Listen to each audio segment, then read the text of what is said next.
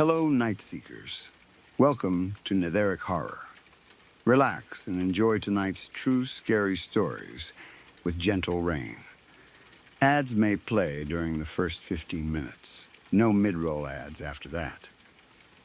I grew up in a house where the hallway sometimes ended before the hallway actually ended. That is the simplest way I know to describe it. I do not mean the lights went out. I do not mean the far end became difficult to see.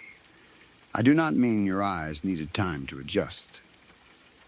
There were evenings when you could sit in our living room, look straight toward my bedroom, and see the hall normally. You could make out the bathroom entrance halfway down, the closet doors, the framed photographs on the paneling, the small brass knob on my bedroom door at the very end. Then, without anyone touching a switch, a section of the passage would disappear, not dim. Disappear, there would be normal hallway for 15 or 20 feet, followed by a hard area of blackness that looked almost solid. The far bedrooms ceased to exist visually. Light from the living room reached the boundary and seemed to stop there. Whenever that happened, our 3 dogs would line up across the mouth of the hall and stare into it. That was the part nobody in my family ever managed to explain away. We explained almost everything else. We were very good at that. The house was outside Tacoma, Washington, a low, single-story place built in 1963. My parents bought it when I was 11. From the street, it looked wider than it was deep. The garage occupied the left end. The living room and kitchen filled most of the center and right side. All 4 bedrooms had been pushed together at the opposite end of the structure, as if the architect had wanted sleeping and waking life separated by as much distance as possible. The arrangement was awkward. If you entered through the front door, you stepped directly into the living room. The kitchen was behind it through a wide opening. A dining table sat near sliding glass doors overlooking the backyard. From the living room, a long passage ran toward the eastern end of the house. It was just over 36 feet from the opening beside the sofa to my bedroom door. My father measured it once because I insisted it looked longer during one of the incidents. The hallway was narrow enough that 2 adults had to turn slightly to pass one another. Dark walnut-colored paneling covered both walls. The ceiling was low. There were no windows. About halfway down was the bathroom. The remaining wall space seemed to consist entirely of storage. Coat closet, linen closet, utility cupboard, a shallow cabinet for towels, a deeper closet where Mom kept the vacuum, another one filled with board games and wrapping paper, a narrow door hiding the water heater, 2 more closets that appeared to have no purpose beyond collecting things nobody wanted to throw away. As a kid, I exaggerated and told friends we had 100 closets. It felt that way. At the end, the passage widened by maybe a foot. My bedroom door faced directly toward the living room. My younger sister Paige's bedroom was on the left. My parents' room was opposite hers on the right. A small 4th bedroom beside mine became my father's office. If you sat in the right place on our living room sofa, you could see directly down the entire hall into my room whenever my door was open. Nothing interrupted that line of sight. That is important. The house was not shaped in a way that could create the illusion of a corner. There was no curtain, no hanging door, no archway, no change in ceiling height near the bedrooms, just a straight passage. We had 3 dogs. All of them were small. Tess was a miniature schnauzer who believed she weighed 80 pounds. Cricket was an elderly wire-haired terrier with almost no teeth and absolutely no awareness of her age. Buster was a mutt from a shelter. Maybe part Jack Russell, maybe part something more sensible that had failed to influence his personality. Together, they weighed less than 1 German Shepherd. Together, they acted like a private security company. Tess barked at mail trucks. Cricket barked at vacuum cleaners. Buster once spent 20 minutes threatening a plastic bag stuck beneath a bush. We did not consider them reliable detectors of the supernatural. I need to explain my grandmother, too, because without her, a lot of what happened later would not make emotional sense. Her name was Margaret Bell, although everyone called her Maggie. She was my mother's mother. When I was little, Grandma Maggie was the person I wanted whenever my parents said no to something. She taught me card games. She let me eat toast over the sink. She knew every embarrassing story about Mom and shared them freely. She took Paige and me to yard sales on Saturday mornings and gave us $5 each to buy whatever useless junk we could negotiate for. When I was 9, she began showing signs of dementia.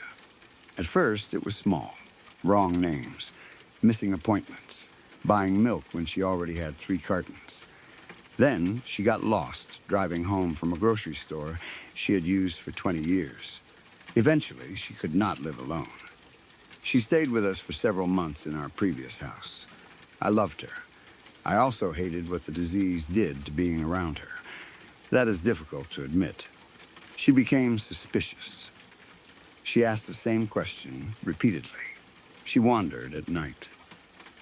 Once she accused my mother of stealing a necklace that was around her own neck. Another time she woke me at 2 in the morning because she thought I was my grandfather, who had been dead for 12 years. The worst moment happened shortly before she moved into memory care. I went into the kitchen after school. Grandma was sitting at the table. I said hello. She looked at me for a long time and asked, "Which one are you?" I laughed because I thought she was joking. She wasn't. I told her my name. She shook her head. "No, which one?" I did not understand. Then she became frightened and told me I should not be in the house. I called Mom. Nothing dangerous happened. By evening, Grandma recognized me again. But I never forgot how it felt to become a stranger to someone who had known me from birth. When my parents moved her into a care facility, I visited twice. The second visit was awful. She did not recognize me at all. She kept asking a nurse when her father would pick her up. I was 13 by then. I could not handle it. Afterward, Mom asked whether I wanted to visit the following Sunday. I said no. Then I kept saying no. Grandma died 11 months later. I had not seen her since that second visit. Nobody blamed me. My mother never said I should have gone more often. That did not stop me from feeling that I had abandoned someone as soon as loving her became uncomfortable. I had one thing that belonged to her. A small green wool blanket she used to keep over the back of her recliner. After she died, Mom offered it to me. I kept it folded across the foot of my bed. The first time the hallway went black happened about 4 months after Grandma's funeral. It was a Sunday evening in February. Rain had been falling all day. My dad was reading in his recliner. Mom was on the sofa going through grocery coupons. Paige sat on the floor watching television. I was doing homework at the dining table. Nothing unusual had happened. Then Tess walked to the entrance of the hallway and sat down. That alone was odd because she usually followed Mom everywhere. Buster joined her. Cricket wandered over last. The 3 dogs formed a loose row across the passage. They stared toward the bedrooms. Nobody reacted immediately. Then, Buster growled. Dad lowered his book. "What?" Buster's ears were forward. Tess made a little sound in her throat. Cricket simply stared. Mom said, "Probably Paige left food back there." Paige protested.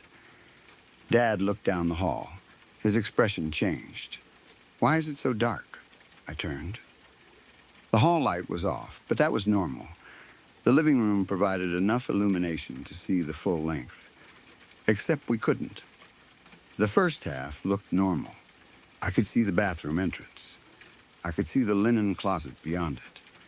Then, several feet farther, the passage simply became black. My bedroom door was gone. So were the other bedroom entrances. There was no fade. That is the detail I returned to. The visible floorboards ended in a horizontal line. The wood paneling ended vertically on both sides. Past that boundary was a black area from floor to ceiling. It looked less like a shadow than an opening. Dad stood. He turned on the hallway light. The fixture was in the ceiling, roughly 12 feet from the living room. It came on. The first section brightened. The black zone did not change. Paige said, "What is that?" Dad told us not to be dramatic. He walked toward the dogs. All three remained seated. When he tried to step between Tess and Buster, Buster backed into his shin. Dad moved around them. He took maybe 4 steps into the passage. Tess barked sharply. Dad stopped. He looked back at us. "What?" Mom said, "Don't go down there." That surprised me. My mother was not easily frightened. Dad laughed. "It's a dark hallway." "Then, why can't we see the end?" He looked again. I remember him raising one hand. He waved it slowly through the air. Then, took another step. Cricket began whining. Not barking.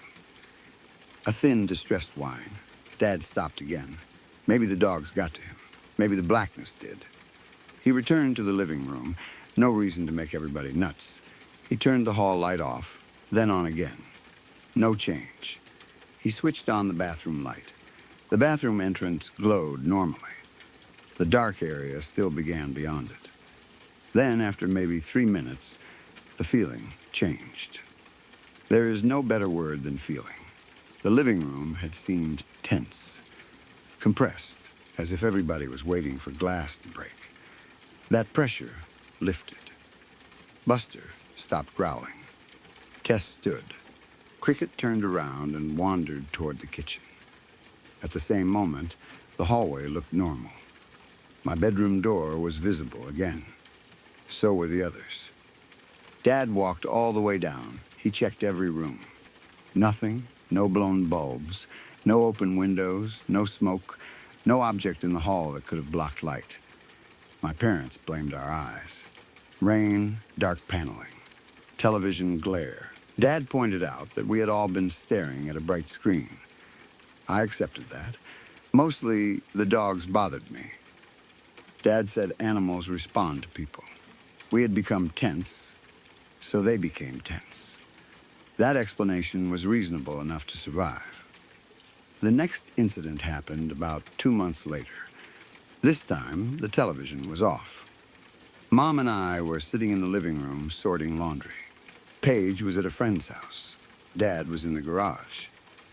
The dogs suddenly stopped what they were doing. Tess had been asleep beside Mom. Her head came up. Buster walked to the hallway. Cricket followed. I knew what was happening before I looked. The far end was gone. Same boundary. Not exactly the same location. This time, the blackness began slightly farther down, beyond the vacuum closet. Mom noticed that too. She whispered my name. I asked whether I should get Dad. She said no. For almost a minute, neither of us moved. Then the closet handle nearest the dark area turned.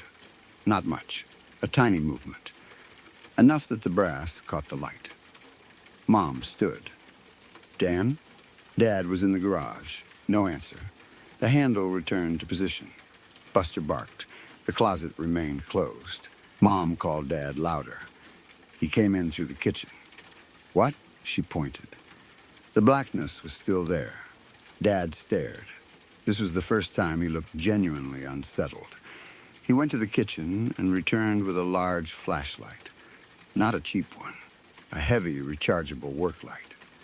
He aimed it down the passage. The beam illuminated the paneling. The carpet. Closet doors. Then it reached the dark boundary.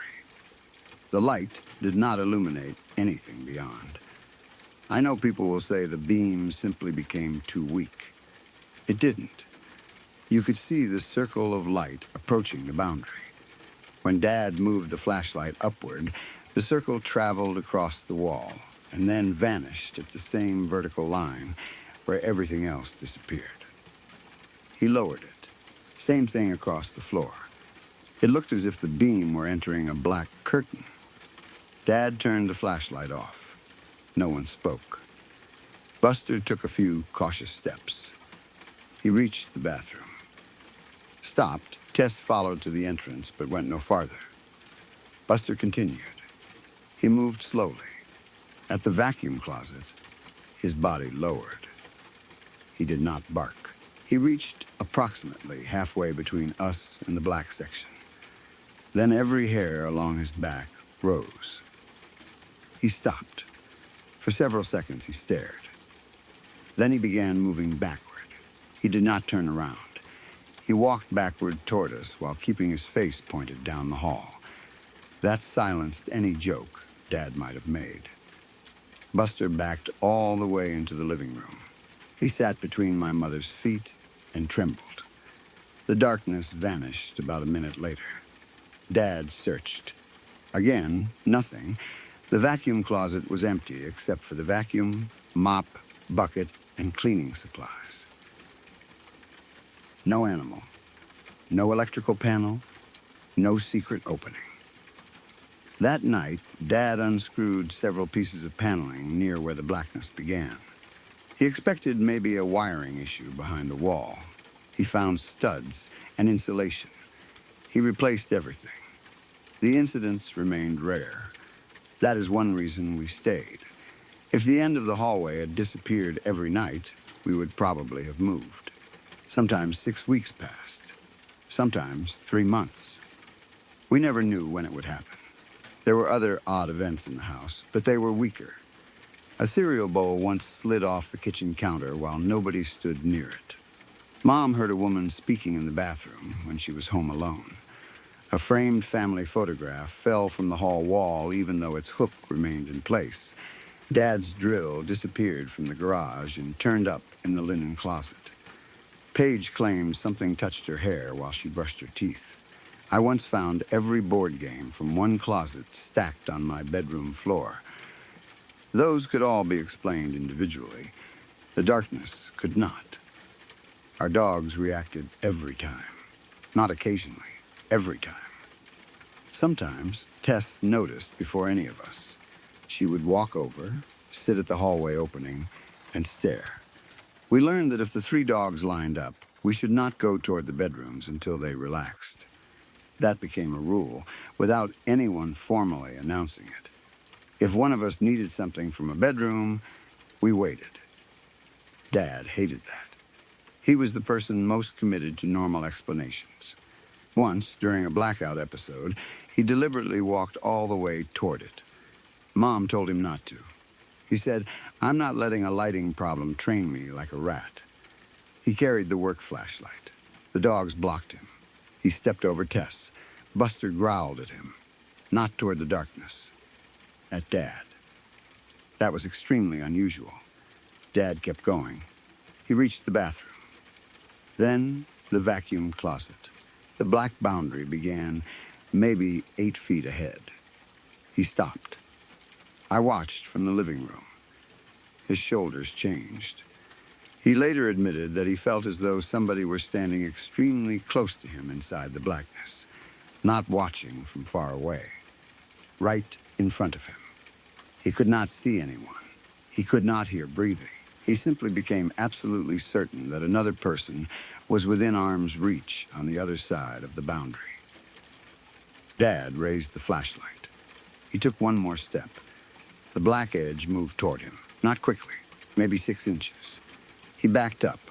It moved another few inches. Dad turned around and walked back. As soon as he reached the bathroom, the black section returned to its original location. He did not tell us that immediately. He said only, "Okay, nobody goes down there when it does that." Years later, Mom told me the rest. The strangest thing in those early years happened to Cricket. She was the oldest dog. Small, gray, around the muzzle, mostly deaf, fearless because she had apparently forgotten fear was useful. One evening, the darkness appeared while Dad was out. Mom, Paige, and I were watching a movie. The dogs formed their usual line. Then Cricket moved forward. Mom called her. Cricket ignored us. She walked down the hallway. past the bathroom, past the linen closet. Buster whined. Tess barked. Cricket continued. She got closer to the black area than any dog had before, maybe 3 feet away. She stopped, her head tilted. Then she stepped forward. Her nose crossed the boundary. Only her nose. Cricket screamed. I have never heard a dog make that sound before or since. She jumped backward, lost her footing, then scrambled toward us. She did not walk backward that time. She ran. Mom picked her up. There was blood along the dog's muzzle. Not much. A thin line near the right nostril. We assumed she had cut herself on something. After the darkness disappeared, Dad returned and inspected the hallway. No sharp object, no nail, no broken paneling, nothing at Cricket's head height. The vet found a narrow puncture inside her nostril. He said maybe a splinter or thorn. We asked where she could have gotten one inside a carpeted hallway. He had no idea. That night, Mom found something caught in Cricket's collar. A tiny black tack, not a thumbtack. It looked like an upholstery tack, with a flat black head and a short, sharp point. Dad thought it had been stuck in the carpet. He searched. We had no furniture with black upholstery tacks. The living room sofa used staples underneath. The dining chairs used screws. None of the closets contained anything matching it. Mom kept the tack in a kitchen drawer for a while. It disappeared. I was around 14 when I first heard something speak from the dark section. By then, I had spent years trying not to be frightened of the hallway. Teenagers are good at converting fear into embarrassment. If Paige mentioned the darkness in front of friends, I told her to shut up. If Mom asked me to wait before going to my room during an incident, I sometimes pretended I did not care. I never crossed the boundary. None of us did. One evening, I came home from basketball practice later than expected. Dad was working a night shift. Mom and Paige had gone to my aunt's place. I knew I would be alone for about 40 minutes. The dogs greeted me at the front door. I put my gym bag down. All 3 immediately went to the hall. I almost laughed.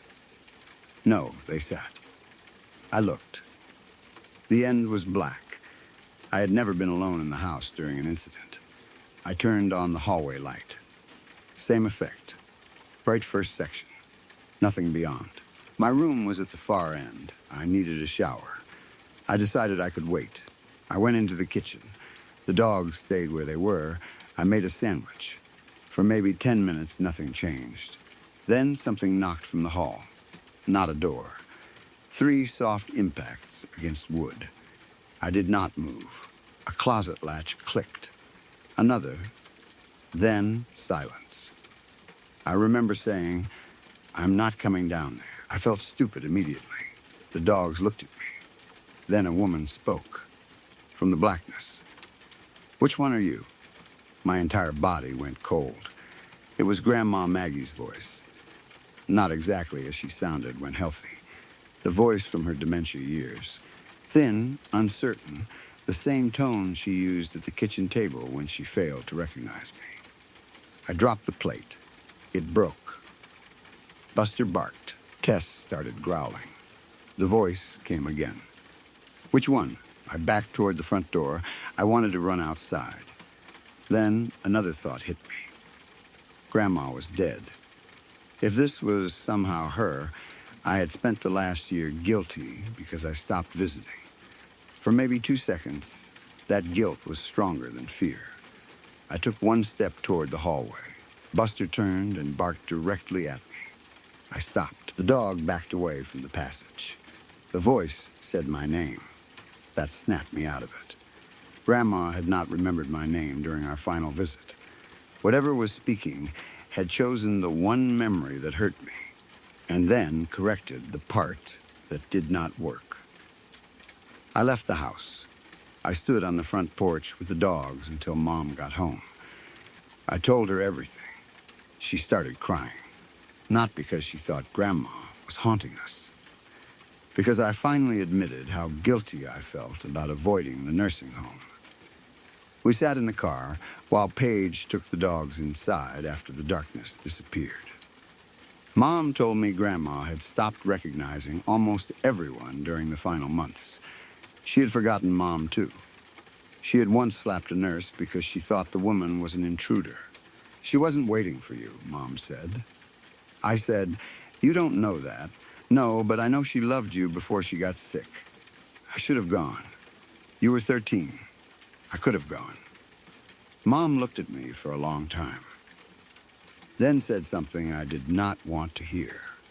You didn't owe her the ability to survive watching her disappear. That did not erase the guilt. It changed its shape. The hallway incident did something else. It convinced Mom the darkness could use things we knew. We did not understand how. That frightened her more than the visual phenomenon itself. Dad remained skeptical when he came home. He believed I heard something. He thought grief had influenced what my brain made of an ambiguous sound. He was careful not to call me a liar. That was progress. Then, Paige heard our dead grandfather. She had barely known him. He died when she was 3. During a blackout episode, she heard a man quietly humming the tune he used to hum while shaving.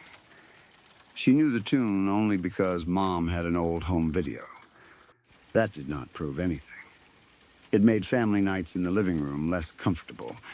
Around then, objects began disappearing into the closets near the dark boundary. The pattern was inconsistent.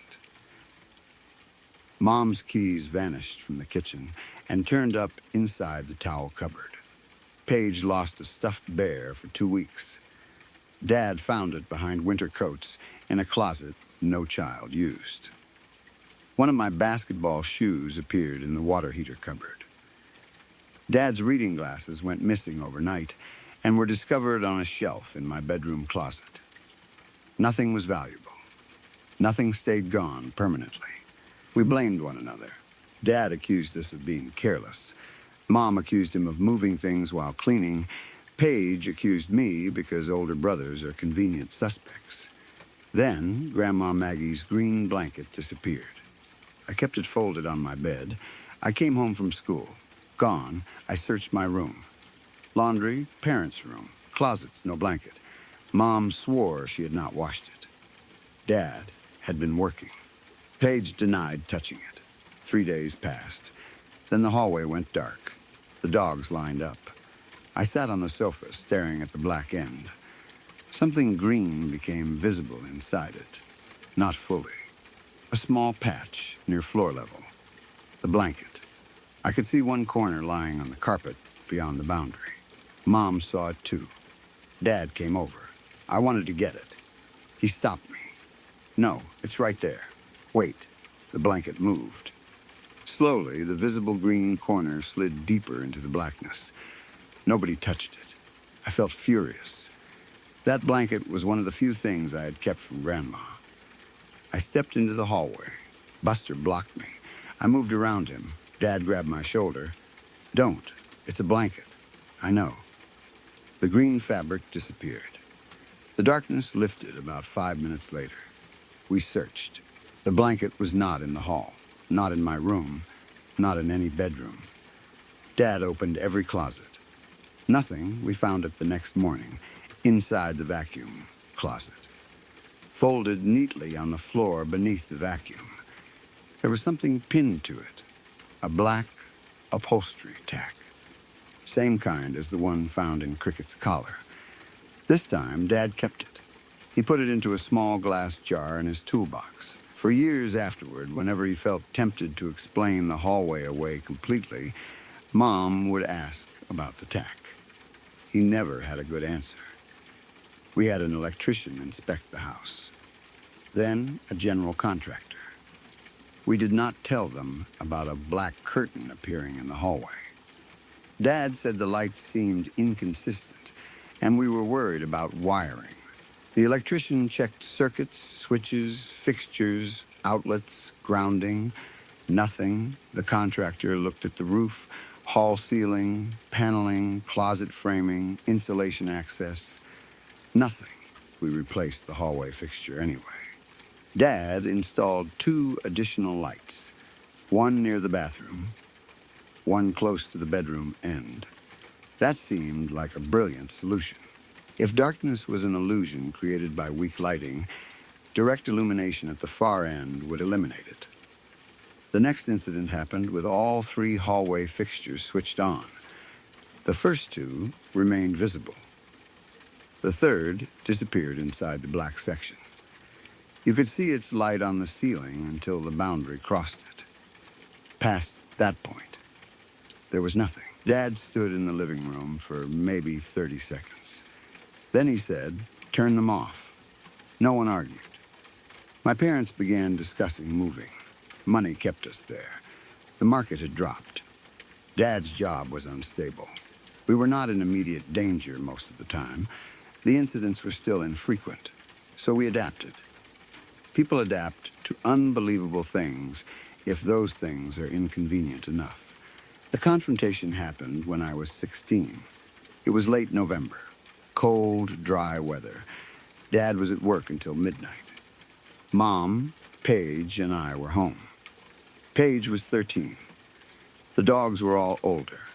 Cricket had arthritis, but still patrolled the house as if she had a mortgage. I was in the living room doing homework. Mom was in the kitchen. Paige went to her bedroom to get a sweatshirt. The dogs were asleep. About a minute after Paige entered the hallway, Tess woke. She lifted her head. Then Buster stood. Cricket began whining from her bed. I looked down the hallway. Normal, then the blackness appeared. Fast, every previous incident had seemed gradual, only because we noticed it after it formed. This time, I watched the far section disappear. My bedroom door vanished first. Then, my parents' doorway. Paige's door. The black area moved toward us until it stopped just beyond the bathroom. I stood so quickly the coffee table shifted. Paige. No answer. Mom came from the kitchen. "What?" I pointed. Her face changed. Paige. Still nothing. The dogs gathered at the hall entrance. Mom tried to go past them. Buster blocked her. "My daughter's down there." She moved him aside. I grabbed the large flashlight Dad kept in the living room cabinet. Mom told me to stay. I said no. Paige was 13. We were not waiting in the living room while she was somewhere inside that. Mom took the phone. She called Dad first. No answer. Then she dialed 911, but did not press call. She said if we heard anyone in the house, she would. The dogs came with us. Tess first. Buster beside her. Cricket stayed near the living room. We walked slowly. Bathroom on our right. Linen closet left. The black boundary was about 4 feet ahead. I aimed the flashlight. The beam vanished where it met the darkness. Mom called Paige again. This time we heard her. Very faint. "Mom?" The voice came from my bedroom, straight ahead. Mom stepped forward. I caught her sleeve. Buster growled. Paige said, "I can't find the door." Her voice sounded panicked. Mom answered, "Stay where you are." "I am." "Are you in your room?" "I think so." That answer frightened me. How could she not know? Mom told her to turn on the bedroom lamp. A moment later, nothing changed. Paige said, "It is on." We could not see it. The blackness blocked everything. Mom called 911. She told the dispatcher we thought there might be an intruder and our daughter was trapped in a bedroom. That was the closest explanation available. The dispatcher asked whether we could safely leave. Mom said no because Paige was at the far end. I heard a closet door open inside the darkness. Paige screamed. Then she said, "Someone's in here." I stepped forward. Buster bit my jeans, not hard. He grabbed the fabric near my calf and pulled. "Let go." He refused. Tess began barking. Mom was crying now. We had to go. I pulled free from Buster. My left hand crossed the boundary first. The sensation was not cold. That surprised me. I expected cold. Instead, my skin felt prickly, like entering a room where a television has been running for hours and the air is dry with static. Then my face crossed. I could not see anything. The flashlight was on. I could feel its switch under my thumb. No visible beam. Mom held on to the back of my shirt. Tess came beside us. Buster stayed just outside the boundary, barking. We moved one step, then another. I kept my right hand against the wall. Paneling, closet trim, bathroom doorframe behind us. The hallway had not vanished physically, only visually. Page. Here, closer. I knew the distance from the bathroom to her bedroom was less than 15 feet. We walked farther than that. I was sure. Maybe fear distorted distance. Maybe our steps were shorter than I remember. The wall beneath my hand continued. Then my fingers found a closet handle. I knew that closet. It was the shallow cupboard where Mom stored board games. That meant Paige's bedroom should have been 6 feet ahead. I reached farther. More wall, no bedroom entrance. Mom whispered, "This isn't right." Something moved beside us. Tess lunged. Her leash collar tags jingled. She barked into the darkness. A man exhaled near my left ear. I swung the flashlight. It hit nothing. Mom screamed. Then Paige shouted from ahead, "It's behind me." We moved faster. My hand finally found a door frame. I pushed inside. The room was not lit. Paige's lamp should have been on. I reached across the wall where her switch was normally located. Found it. Flipped it. Nothing visible. But I heard the lamp click. Paige grabbed me. She was shaking. "Mom found us." "What happened?" Paige whispered. The closet opened.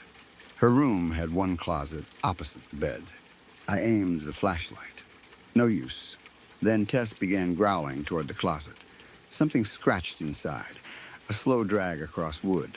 Paige said, "I thought it was Dad." Mom pulled her toward the doorway. "We're leaving." A voice spoke from the closet. "Grandma Maggie, which one are you?" I felt every muscle in my body tighten. Paige asked, "Who is that?"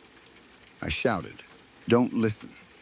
The closet door opened. I heard the rollers move along the track. Tess barked. Something grabbed my wrist. A hand. Real. Hot skin. I pulled. The grip tightened. Mom caught my other arm. For 1 second, we were all connected. Paige holding Mom. Mom holding me. Something inside the closet holding my wrist. I kicked. My shoe struck a hard shin.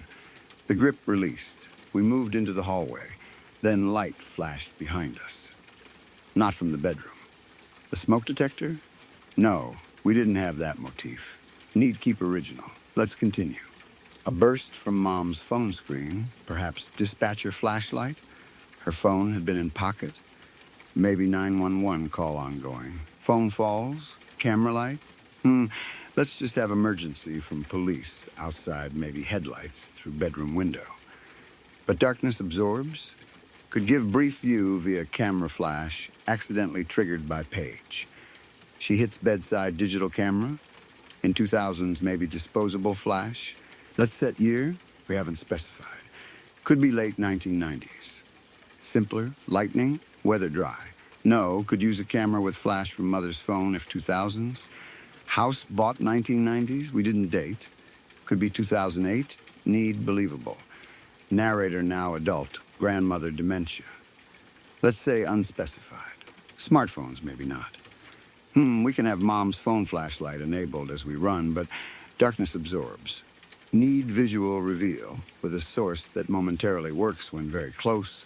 Perhaps hall bathroom light flickers, or entity emerges into visible zone later. Better, we retreat in darkness. Entity follows. When we cross boundary into lit hall, it follows partly and becomes visible. Continue. The three of us pushed toward the living room. I kept one hand on the wall. Tess stayed between us and whatever was behind. Then the hallway changed around my hand. The paneling became interrupted by openings, closet doors, one after another, too many. I brushed one handle, another 3 feet later. Another, there should not have been that many between Paige's room and bathroom. Doors began opening, not slamming. A sequence of little latch releases around us. Left, right, left again. Each opening created a change in air pressure. From one closet came the smell of mothballs. From another, laundry detergent. Another smelled like Grandma's old house. Toast and cold cream. I nearly stopped. Mom shoved me forward. Keep moving. The voice came from one opening. My grandmother's voice. You don't have to go. I felt sick. Then it used something else. A sentence from the care facility. Not something Grandma said to me. Something I had said to Mom after our last visit. She doesn't know me anyway. I had said that in the parking lot when Mom tried to convince me to come back another weekend.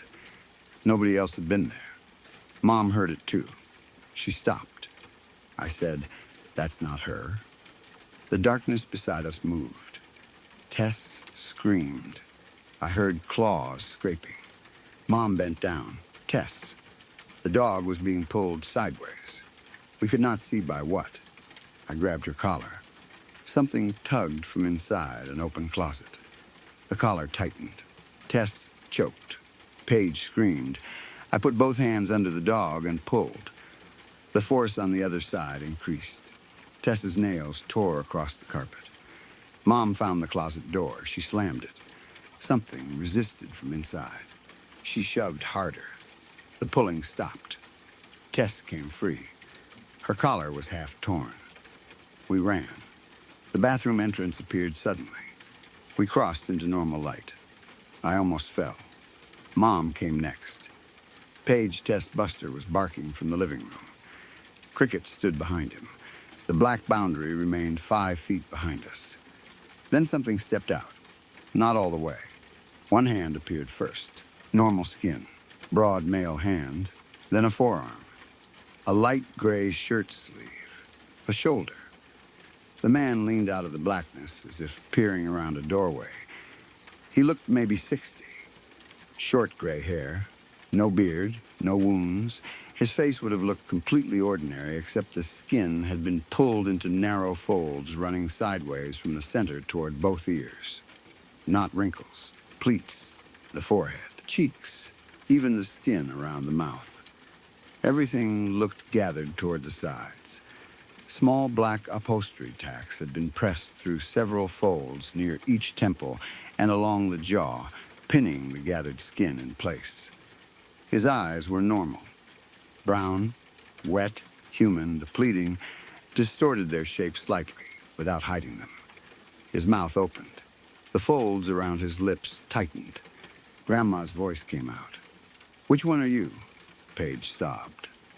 Mom stepped backward. I could not move. A small black tack near the man's jaw had come loose. A tiny bead of blood sat beneath it. That made the whole thing feel more real than anything else. He reached toward me. I moved. His hand caught the front of my shirt. He pulled. I slammed into the wall. The black boundary expanded around his shoulder. He was trying to drag me back inside it. Mom grabbed me around the waist. Buster ran forward and bit the man's wrist. I heard teeth hit flesh. The man reacted, not with a supernatural roar. He shouted in pain. A normal man's shout. That was worse. He hit Buster with his free hand. The dog flew sideways. Cricket attacked his trouser leg. Tess joined her despite the torn collar. Paige ran toward the living room. Mom screamed at her to open the front entrance for police.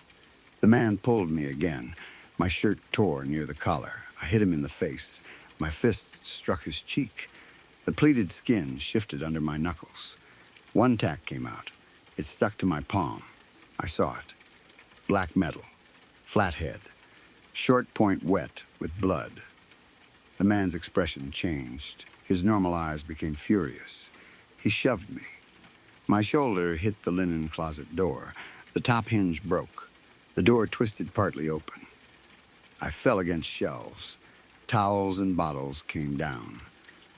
The man stepped toward me. The blackness moved with him, not behind him like a shadow, around him. The visible hallway narrowed. Mom grabbed the heavy ceramic soap dish that had fallen from the closet shelf and threw it. It hit his forehead. One of the pleated folds opened, not skin tearing. The fold simply came loose from a tack. Underneath, it was another strip of normal-looking skin, then another fold beneath that. Layered, his face seemed constructed from repeated gathered layers. He reached for Mom. I tackled him. That was stupid. It was also the only thing I could think of. We hit the floor. He felt fully solid. Heavy, warm, his gray shirt smelled of dust and something medicinal. I remember that. Old antiseptic. The kind of smell I associated with Grandma's care facility. He grabbed the back of my neck. Then he started pulling me toward the dark section on the carpet. The blackness was no longer only at the far end. It had spread along the floor beside him like a deep hole without edges. My hand went into it. I could still feel carpet. I just couldn't see my hand.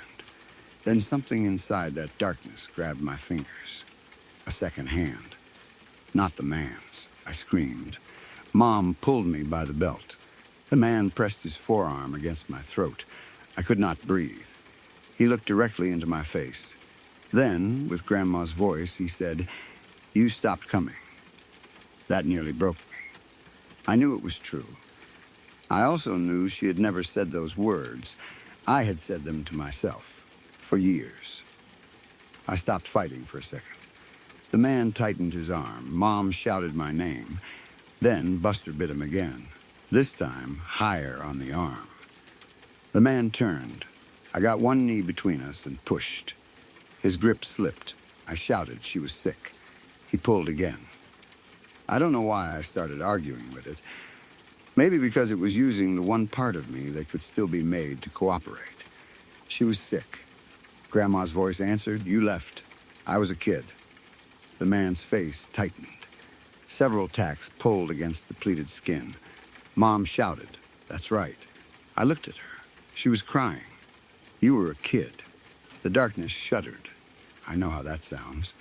Blackness cannot shudder.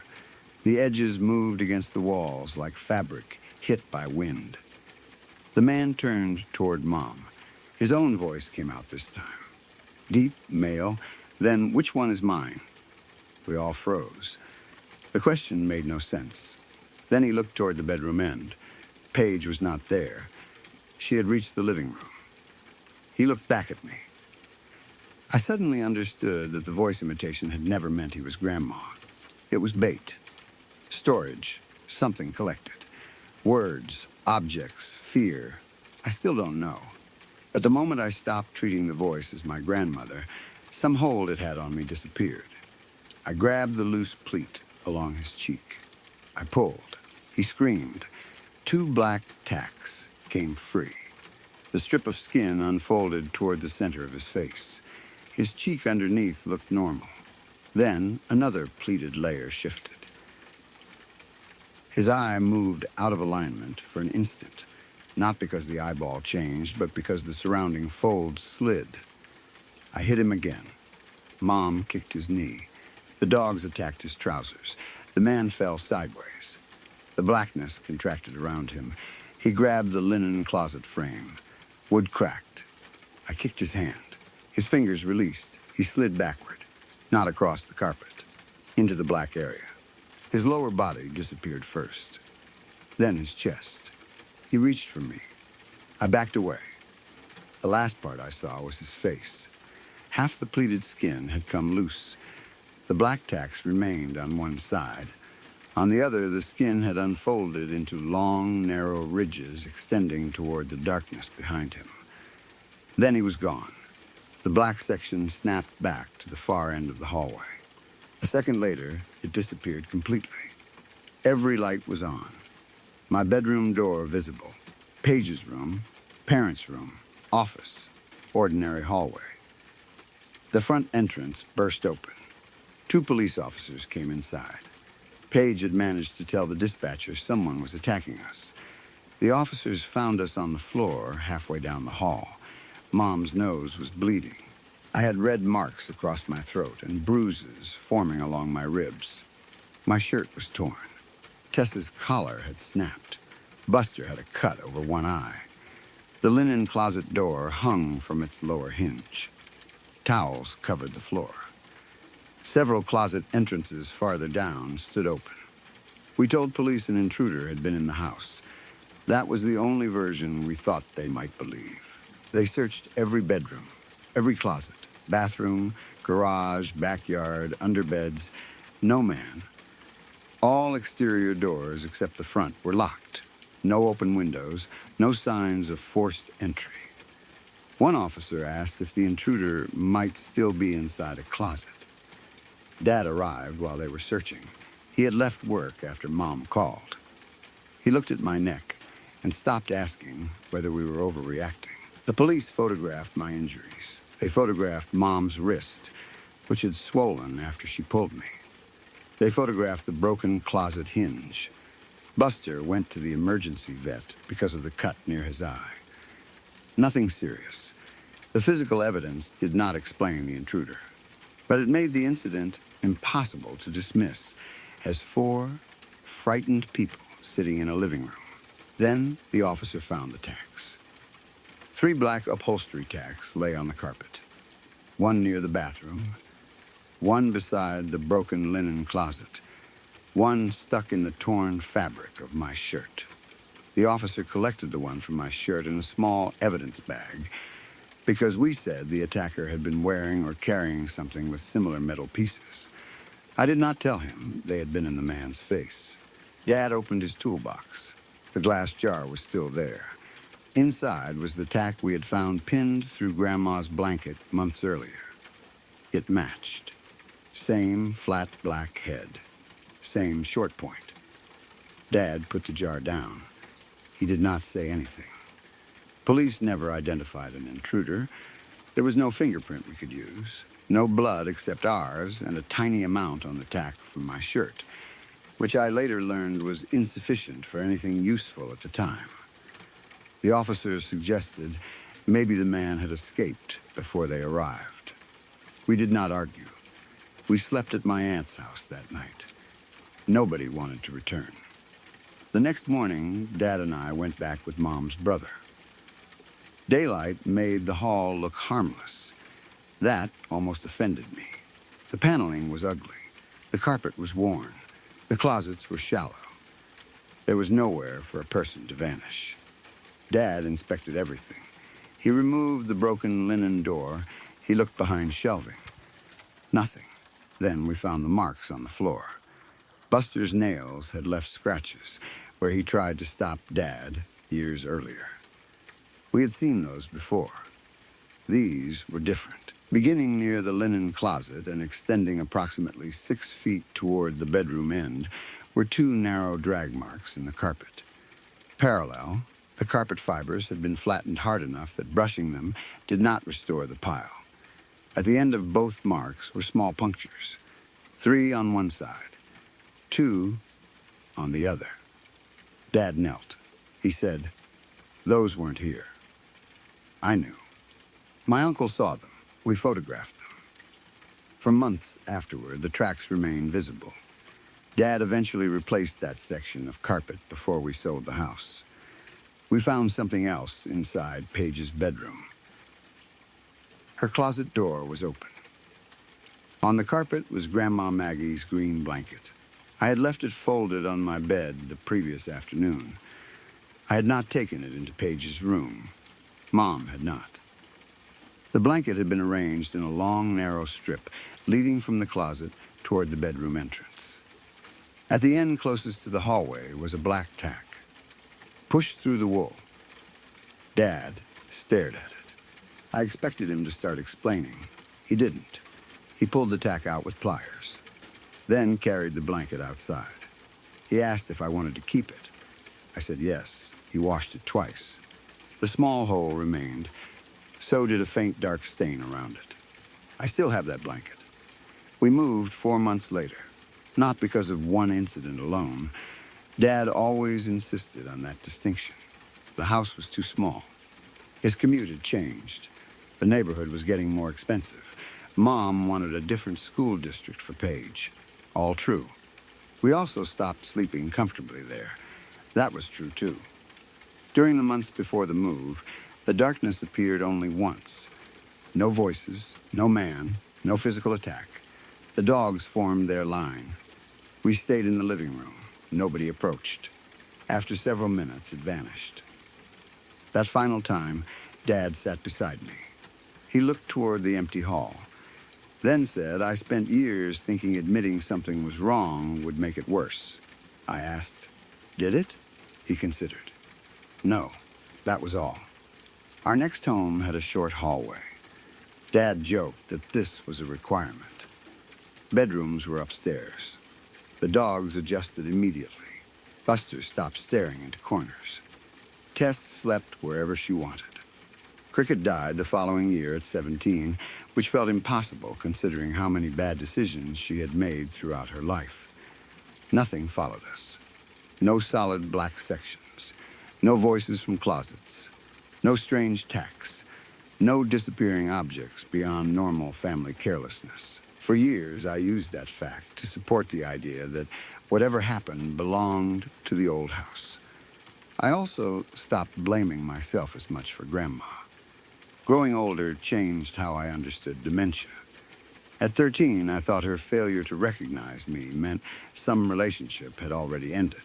As an adult, I understood that the disease had taken her ability to identify me long before it took whatever love was underneath. I wish I had visited more. That regret remains. Regret is not the same as guilt. It took me years to learn the difference. My father kept the jar with the black tack. He never told me why. Maybe because it was evidence. Maybe because he disliked unanswered questions. Dad died 7 years ago. A heart attack. Sudden, my mother stayed in their second house until last winter.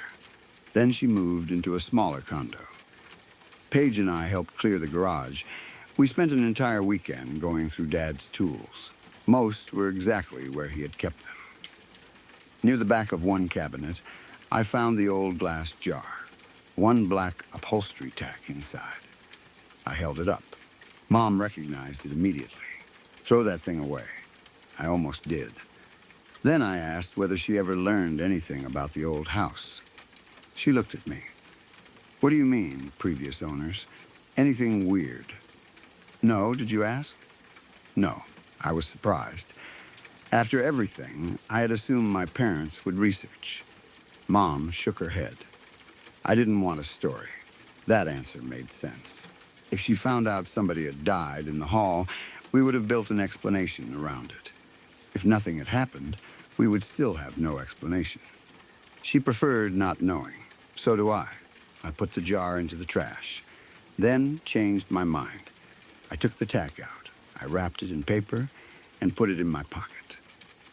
I know that sounds like every bad decision in a horror movie. I did not think it was supernatural. It was a small piece of metal connected to an event that changed our family. I kept it for the same reason people keep hospital bracelets or broken objects after accidents. Proof that a day happened. My wife thinks that was stupid. She may be right. The tack stayed in a desk drawer in my home office.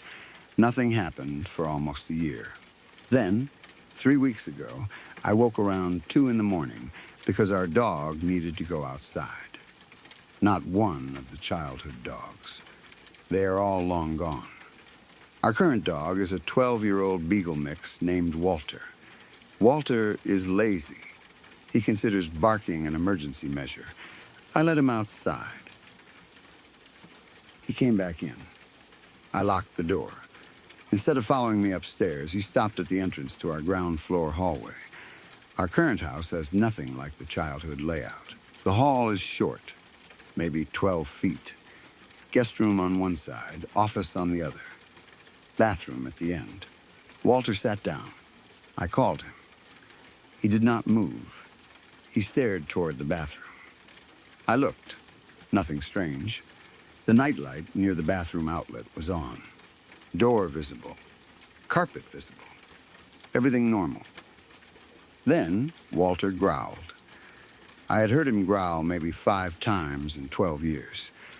I turned on the main light. He stayed seated. I walked closer. Walter backed up, not turning around. Backward, exactly the way Buster used to retreat from our childhood hallway. I stopped. A memory can frighten you even when nothing supernatural is happening. I told myself Walter had heard an animal in the wall. Then the bathroom door disappeared. Not physically. I could still see the first several feet of hallway. I could see the office entrance.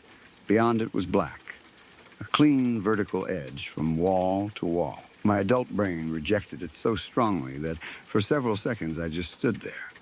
No, wrong house, wrong state, wrong hallway. I turned on the office light. No change. Walter backed into my legs. I looked toward my desk. The drawer containing the tack was open. I had closed it. I went inside the office. The small piece of paper I had, wrapped around the tack, lay on the desk. Empty. I searched the drawer. Nothing behind me, Walter whined. The darkness had moved closer. It now covered the office doorway halfway. I grabbed Walter's collar and pulled him toward the stairs.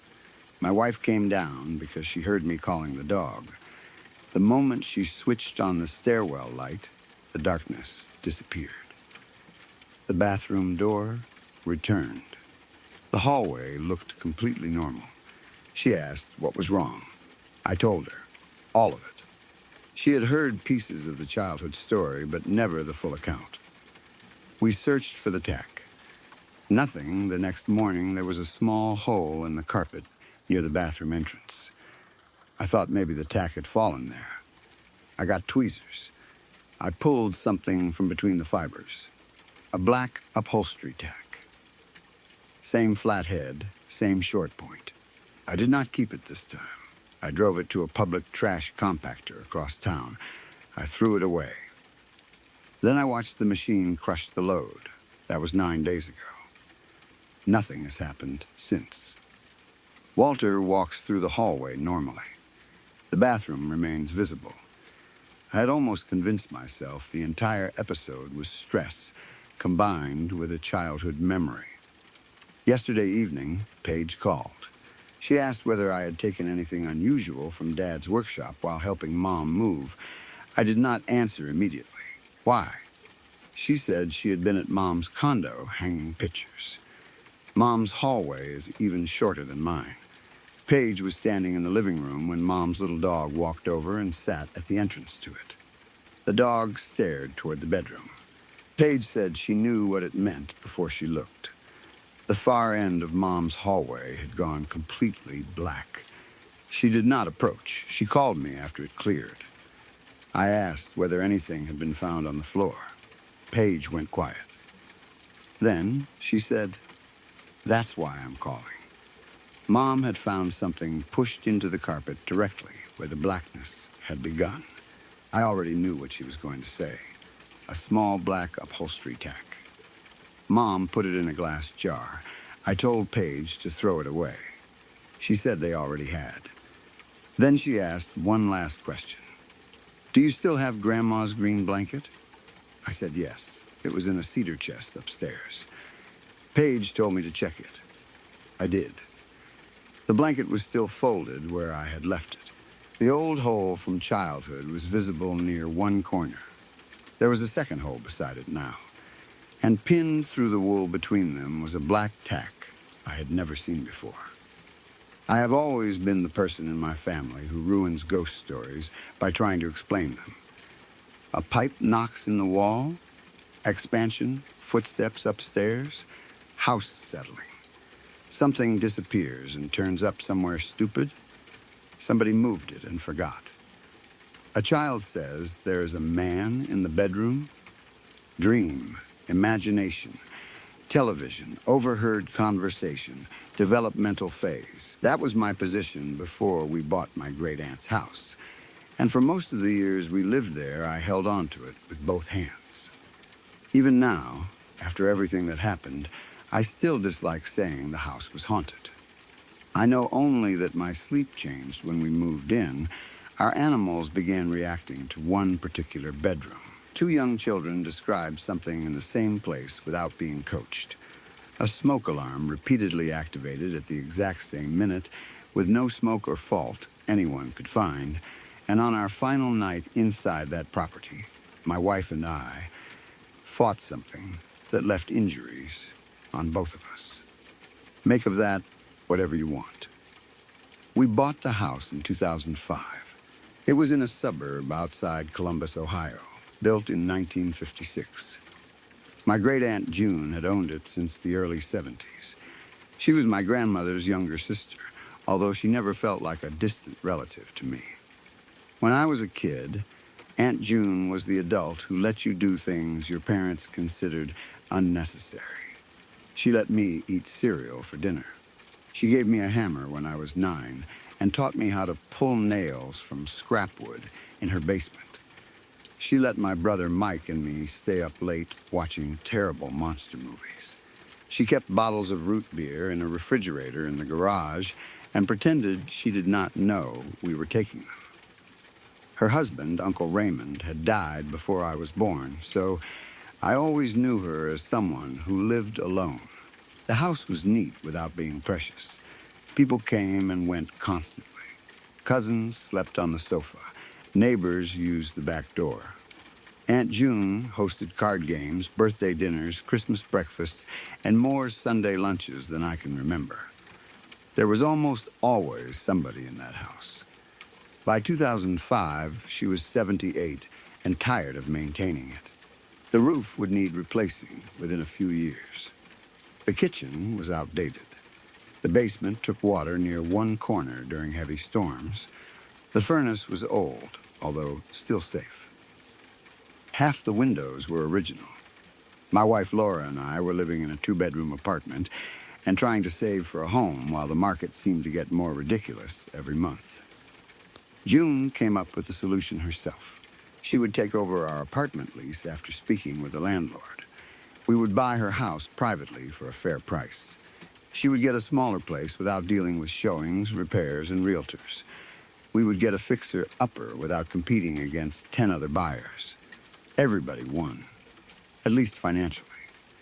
The house was a basic mid-century split level. From the front, it looked like one story with a lower garage, but the interior was arranged around short staircases. The front entrance opened onto a tiled landing. 7 steps went up to the main floor. There, the living room faced the street. The dining area sat behind it, with sliding doors onto a raised wooden deck. The kitchen connected to the dining room through a wide doorway. A hallway on the right led to 3 bedrooms. The primary bedroom was at the end. The middle room eventually belonged to our oldest daughter, Hannah. The smaller front bedroom later became our son Eli's room. The main bathroom sat opposite them. From the front landing, 7 steps went downward. That level contained a family room, laundry area, a small half bath, and an interior door into the garage. Another door beside the laundry room opened to the basement. Those stairs were different from the carpeted split-level steps. They were narrow, unfinished wooden stairs descending steeply into a concrete walled basement beneath the older part of the house. At the bottom, the furnace occupied the left side. A workshop stretched across the rear. June had shelves everywhere. Paint cans, canning jars, old holiday decorations, tools, boxes she had not opened since the Reagan administration. When we first moved in, I thought the basement was fantastic. I planned to turn half of it into a workshop. That changed after I fell down the stairs. The fall happened about 3 months after we bought the place. I started sleepwalking almost immediately after moving in. That was new. According to my parents, I had never done it as a child. Laura had never seen me do it in our apartment. In the house, she began finding me in strange places. The first time, I was standing in the dining room at 2 in the morning. She woke and noticed I was gone. She found me facing the sliding glass doors. My eyes were open. I did not answer her until she touched my shoulder. Another time, she discovered me in the lower-level laundry room with one hand resting on the basement doorknob. Once I woke, sitting on the edge of the bathtub. I remembered none of it. We laughed at first. Stress, new house. Renovations, my work schedule. Too much caffeine. There were dozens of explanations. Then, I opened the basement door while asleep. Laura woke to a tremendous crash. I remember flashes. The edge of a step, my shoulder hitting the wall. Then, concrete. I had fallen almost the entire flight. I bruised my ribs, cut my forehead, and badly sprained my wrist. Nothing broke. The doctor told me I was lucky. Laura was terrified. She installed a slide bolt near the top of the basement entrance, high enough that I could not manipulate it unconsciously without really trying. For several weeks, I slept normally. Eventually, the whole episode became another family story. Remember when Dad tried to kill himself walking downstairs in his sleep? That kind of thing. A lot of people lived with us over the next several years. A friend named Darren stayed for 6 months after his divorce. My brother Mike lived in the lower family room while saving for his own place. Laura's cousin spent one summer with us. Then we had children. Hannah was born first. 3 years later came our second child, Sam. Eli arrived after that. The house never stayed quiet. There were toys in the hallway, shoes everywhere, dogs barking, television, guests, laundry, someone showering, someone cooking, someone asking where their phone was. That mattered because any strange sound could be blamed on someone. You heard a bump after midnight? Mike getting water. Kitchen cabinet open? Darren. Footsteps near the bedrooms? Hannah going to the bathroom. A toy starting by itself? Battery dying. A light left on? One of the kids. The house was so busy that nothing had room to become supernatural. Sometimes I felt uneasy in the lower hall near the basement entrance. I blamed the fall. Sometimes Laura said she heard a man talking when nobody else was home. We lived close to neighbors. Sound carried. Our cat, Pepper, occasionally stared toward the upper corner of the smallest bedroom. Cats stare at walls. Our dogs, Cooper and June, yes, we named one after Aunt June, sometimes refused to go into that room. Dogs are strange, too. Everything had an answer. The only person who ever said something openly unsettling during those early years was my brother. Mike was living with us at the time. He slept downstairs. One morning he asked whether I had been walking around again. I said no. He told me someone had passed the lower family room doorway around 3. He assumed it was me. The person walked toward the basement. Mike called my name. No response. He got off the couch and looked. The basement entrance was closed. The laundry room was empty. He came upstairs. I was asleep beside Laura. So it was Darren, I said. Darren moved out 2 months ago. I had genuinely forgotten for a second. Mike gave me a look. I told him he probably saw one of the dogs. He asked, "A dog that's 5'10"? We laughed. Nothing else came of it. Aunt June visited often after moving into the apartment. At first, she loved seeing what we changed. New paint, new cabinets, updated bathroom, the deck repaired. There was one argument between us that I regret. The dining room had an ugly built-in hutch along one wall. At least I thought it was ugly. Dark wood, brass handles, heavy shelves. It made the room feel smaller. I decided to remove it. June happened to come over while I was halfway through demolition. She stood in the doorway watching. "What are you doing?" Opening the room up. She stared at the cabinet. Ray built that. I knew Uncle Raymond had done projects around the house. I did not know he had made the hutch. I stopped. I didn't realize. She touched one of the shelves. For a few seconds, she looked genuinely hurt. Then she did something typical of June. She turned the emotion into irritation. Well, it's your house now. I offered to stop. Half the cabinet had already been detached. She said no. Finish what you started. I did. The pieces went into the garage. I intended to reuse some of the wood. I never did. After that, June visited less often. Not because of the cabinet alone. She was getting older. Driving became harder. Our apartment arrangement had worked, but eventually she moved into assisted living near my mother. Still, I associated the distance with that afternoon. We were never estranged. We spoke. We visited. She attended birthdays. But something changed. The old house was no longer hers, and I think watching us alter it hurt more than she had expected.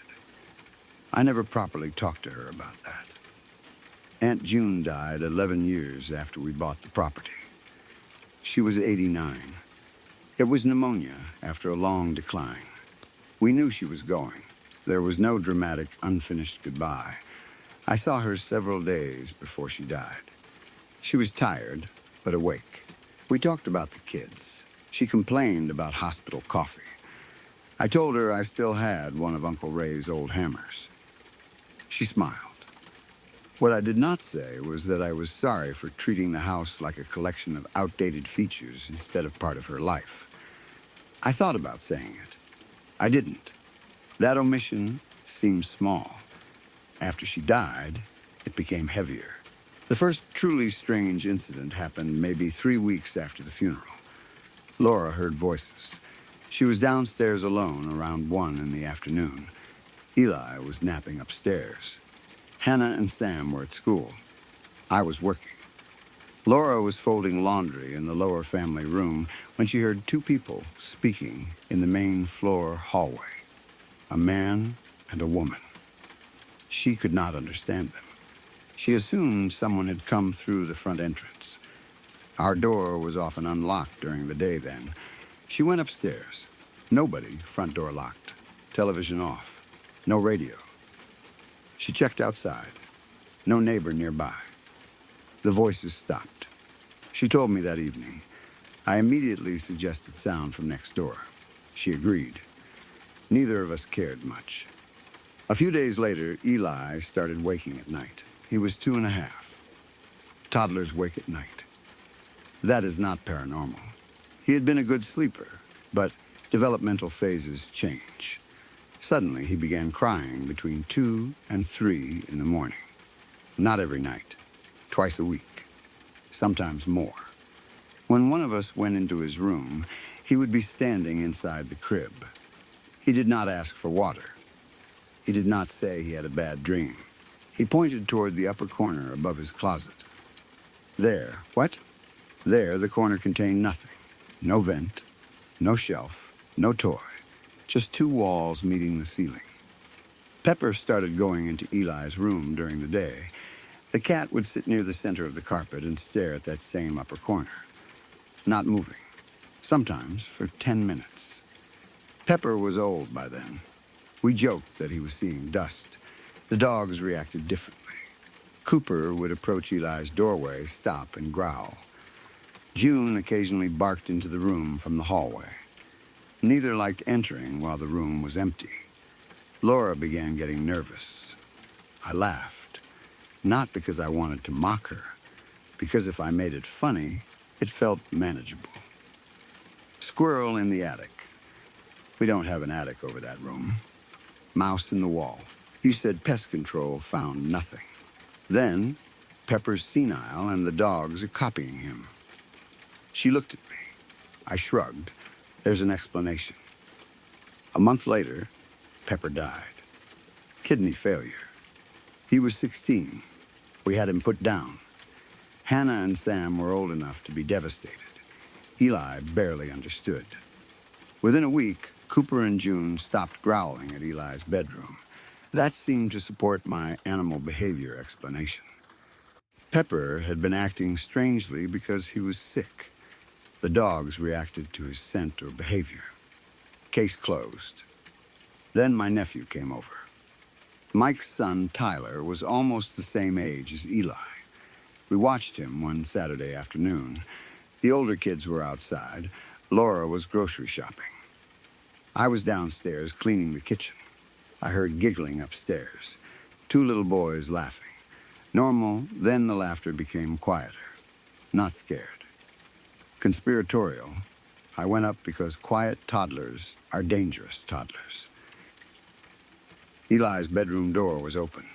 Tyler stood near the crib. Eli sat on the floor. Both were looking at the upper corner. Tyler pointed. He giggled. "What are you guys doing?" Tyler did not answer. He continued pointing.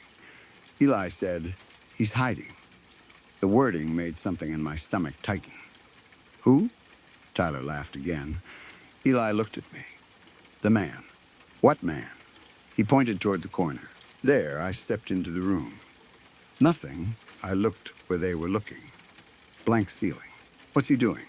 Eli smiled, looking down. Tyler suddenly stopped laughing. His arm lowered. He backed into the crib. I asked what was wrong. Tyler said, "He saw you." That was the first time I became genuinely uncomfortable. I picked both boys up and took them downstairs. When Laura came home, I told her.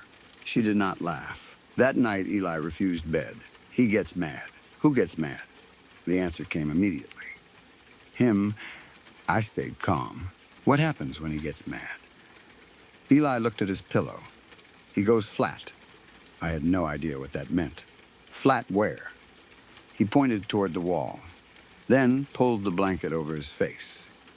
I did not ask more. The next morning, I inspected the bedroom. I checked the closet ceiling, wall seams, light fixture, window, roof line outside. No mold, no insect nest, no water stain, nothing visually unusual. The corner remained empty. I started feeling watched in that room anyway. That was suggestion, I told myself. My kid says there is someone in a corner, so now my brain expects someone there. Predictable, then the 301 alarms began. Our smoke detectors were interconnected. If one sensed smoke, all of them sounded. They were newer combination smoke and carbon monoxide units we had installed after renovating. The voice alerts were loud. A piercing tone followed by a recorded announcement. Fire, fire. At 3:01 one morning, the detector outside our bedroom activated. I woke instantly. Tone, fire, pause, tone, again. Fire, a third cycle. Then silence. Laura and I jumped up. The kids woke, dogs barked. I checked every room. No smoke, no smell, no heat. Basement furnace normal, kitchen normal, garage normal. The alarm panel showed no persistent fault. I changed the battery in the upstairs unit anyway. We put everyone back to bed. Exactly 24 hours later, it happened again. 3:01, 3 alert cycles. Silence. This time I was looking at the clock when the first tone sounded. I got up faster. Nothing. I took the unit down. I cleaned it with compressed air in case dust or an insect was interfering with the sensor. The third night, I moved a different detector into that hallway and relocated the original downstairs. 3:01. Tone, fire, 3 cycles. Stop, the alarm came from the replacement unit. That got my attention. I called the manufacturer the next day. They told me possible causes. Dust, humidity, temperature changes, insects, a failing unit, electrical issues. I replaced the detector with a brand new one. Night 4. 3:01. Same pattern. Laura sat upright beside me and said, "Tell me that's normal." I couldn't. I checked the entire house again. Eli was standing in his crib. He was not crying. He was looking toward the upper corner. I entered. "Buddy?" He pointed. The red wakes him. The detector outside the room had a small red indicator, lead. "What does?" "The red." I looked toward the corner. "Nothing," then Eli said. "He doesn't like fire." I carried him into our room. The alarms stopped after the 4th night. Completely. No gradual reduction. No recurrence the next evening. Nothing at 3:01 for nearly a month. That should have reassured me. Instead, I started waking at 3:00 automatically. My body expected the alarm. Sometimes I would lie there staring at the digital clock. 3:00, 3:01, 3:02. Nothing. I felt stupid. Then the sleepwalking came back. Laura found me on the lower landing again. I was standing beside the basement entrance. The high slide bolt was open. I had apparently unlocked it. She woke me before I touched the doorknob. The next morning, I remembered nothing. We added a keyed lock. Laura kept the key in her nightstand. 2 weeks later, I woke in the basement. That is one of the details I still cannot explain. I opened my eyes standing beside the old workbench, bare feet on concrete, pajama pants, no shirt. The basement light was off. The only illumination came from the small furnace display. I had no flashlight, no phone. I looked toward the stairs. The door at the top was closed. I felt sick. I climbed. The basement entrance was locked, from my side. The lock required a key from the hallway side, but had a thumb turn inside. So theoretically, I could have entered while sleepwalking and locked myself in. The problem was Laura still had the key. She was asleep. I woke her by knocking. She opened the door. "What are you doing down there?" "I don't know." She looked terrified. My right palm was dirty. There was old gray dust across the skin. Something else was stuck near my thumb. A small, amber-colored chip. At first, I thought it was plastic. I put it on the kitchen counter. Under brighter light, it looked like a fragment of thick, yellowed glass. One surface was curved. The other had a jagged edge. There was a tiny black speck trapped inside. I threw it away. I wish I hadn't. That was around the time I finally talked about the house at work. I work with a group of guys who are excellent at making anything embarrassing worse. I expected jokes. I got them. One coworker immediately said, 3 a.m.? Dude, witching hour. I had never heard the phrase used seriously. I searched it afterward and regretted doing so. I did not suddenly believe demons scheduled appointments for 3 or below. I did become more aware of the time. That made everything feel worse. Laura wanted to bring someone in. A priest. A pastor. Anybody. We were not particularly religious. I said no. What are we going to tell them? The truth. The truth is our smoke detector went off 4 times, and our toddler has an imaginary guy. And you keep waking in the basement. I sleepwalk. You stopped for years. I didn't answer. She asked if I thought Aunt June had something to do with it. That made me angry. No, you said things got worse after she died. That doesn't mean she's haunting her own house. I didn't say that. She loved this place. I know. And she loved the kids, I know. So don't turn her into this. Laura backed off. I regretted snapping at her. The truth was I had already been thinking about June. Not because the presence felt like her. It didn't. Nothing about the corner, the alarms, or the way Eli reacted reminded me of Aunt June. What I thought about was the house itself. June had spent decades there. I had changed it, removed things, painted over things, treated pieces of her life as ugly old fixtures. After she died, that guilt became mixed up with whatever was happening. I started wondering whether we had disturbed something when we renovated. That thought was more comfortable than believing June had somehow returned. The first physical evidence, tied directly to Eli's room, appeared after he transitioned from the crib to a toddler bed. One morning, Laura found a dent in the drywall near the upper corner. Not a hole. A shallow oval depression about 6 inches below the ceiling. We assumed somebody had thrown a toy. Then, another appeared beside it. Higher, a third showed up 2 days later. All 3 were smooth in the middle, rough at the edges. I got a ladder.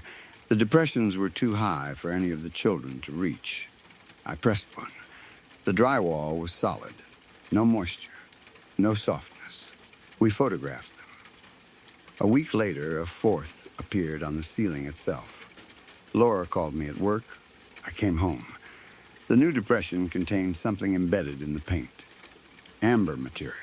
The same color as the fragment I had found stuck to my hand after waking in the basement. This time, I did not throw it away. I carefully removed a tiny piece with tweezers and put it in a sandwich bag. It looked like old resin. That was my first guess. Hard, translucent, yellow-brown. A black shape sat inside. Under a magnifying glass, the shape looked like part of an insect wing. Maybe a fly. I had no idea how resin containing insect material could become embedded in our ceiling. I called a contractor friend. He looked at the damage. He thought perhaps old shellac, adhesive, or insulation material was somehow migrating through repairs. Then I showed him where the depressions were. He frowned. There's nothing above this except roof cavity. Could something fall down hard enough from above?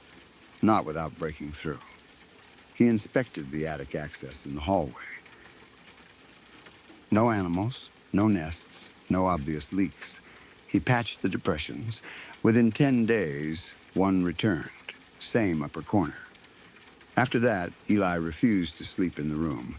We moved him temporarily into Sam's bedroom. The room stayed empty. The dog stopped growling outside it. No new dents appeared. That lasted almost 2 months. Then our nephew Tyler came back for a weekend. He wandered into the empty bedroom while playing hide and seek. I heard him laughing upstairs. The sound triggered the memory of the first time. I went immediately. Tyler stood in the center of the room. He was pointing toward the same corner. No laughter now. He looked confused. "What?" he whispered. He got bigger. My mouth went dry. "Who?" Tyler pointed. "The shiny-faced man." Nobody had ever used that description. "What do you mean, shiny face?" Tyler rubbed one side of his own cheek. "Bug glass." I stared at him. "What is bug glass?" He became frustrated. "Yellow, with bugs." I took him downstairs. I did not ask more. I called Mike. I asked whether Tyler had ever talked about a man with something yellow on his face. No, did he watch a show with that kind of character? Not that Mike knew. I did not tell him why I was asking until later. That night, Laura and I discussed selling. For the first time, I did not resist. We had already outgrown the house. The kids wanted more space. The basement had become a source of anxiety. I had started avoiding the lower level after dark. Selling could be practical. It did not have to mean we were fleeing. That was what I told myself. Before we listed it, I wanted one more thing. Evidence, not of ghosts. Evidence that something physical could explain the bedroom.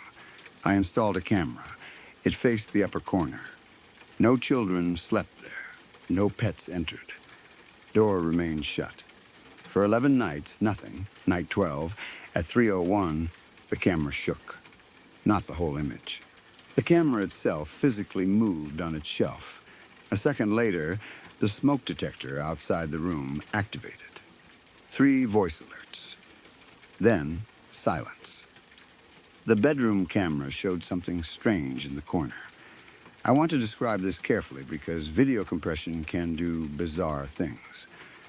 There was not a clear man, no face, no body walking into the room.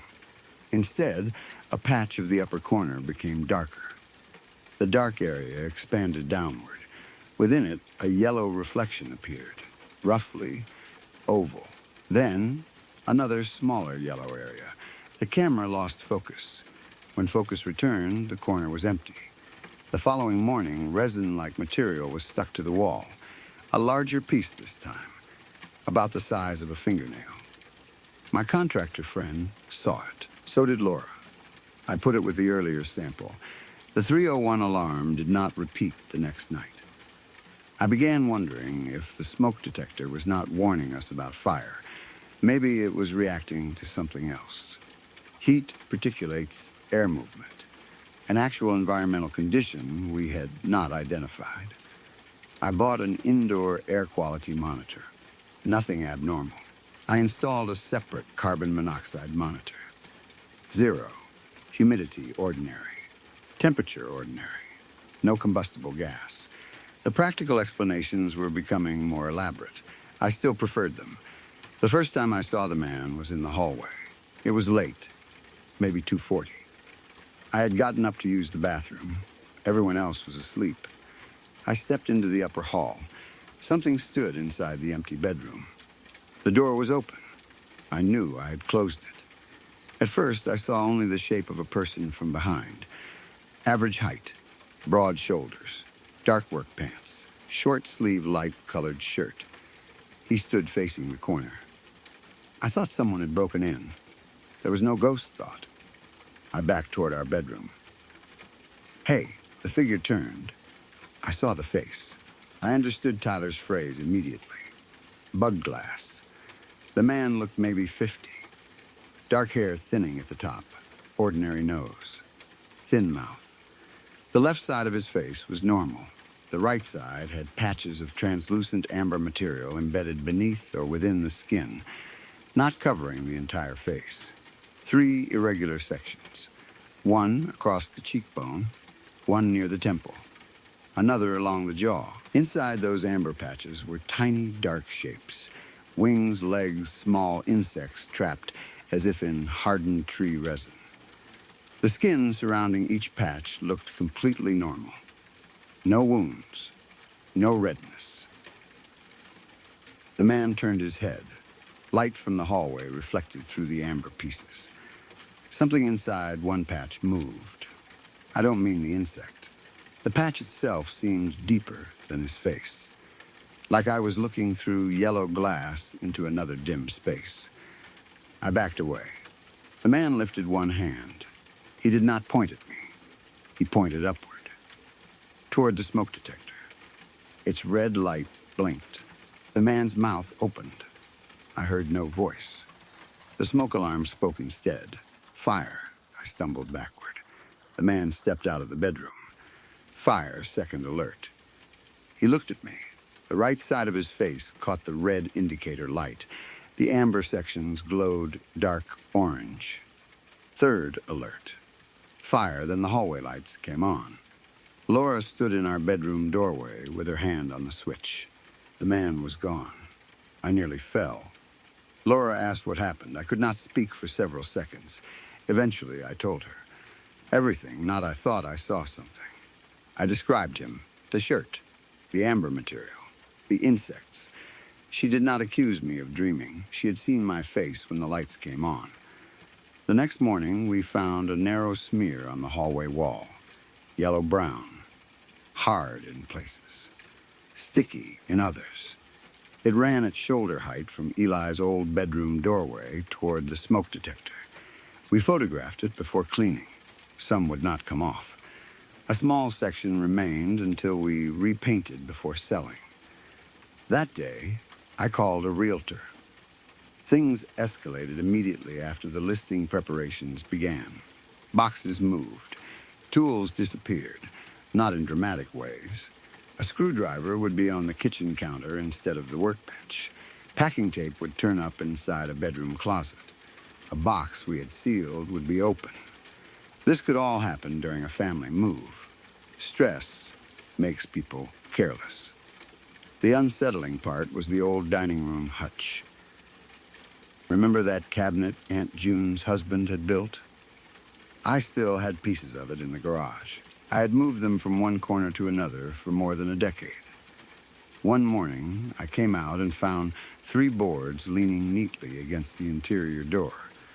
On top sat one brass handle from the original hutch. I had not seen that handle in years. Laura asked if I moved them.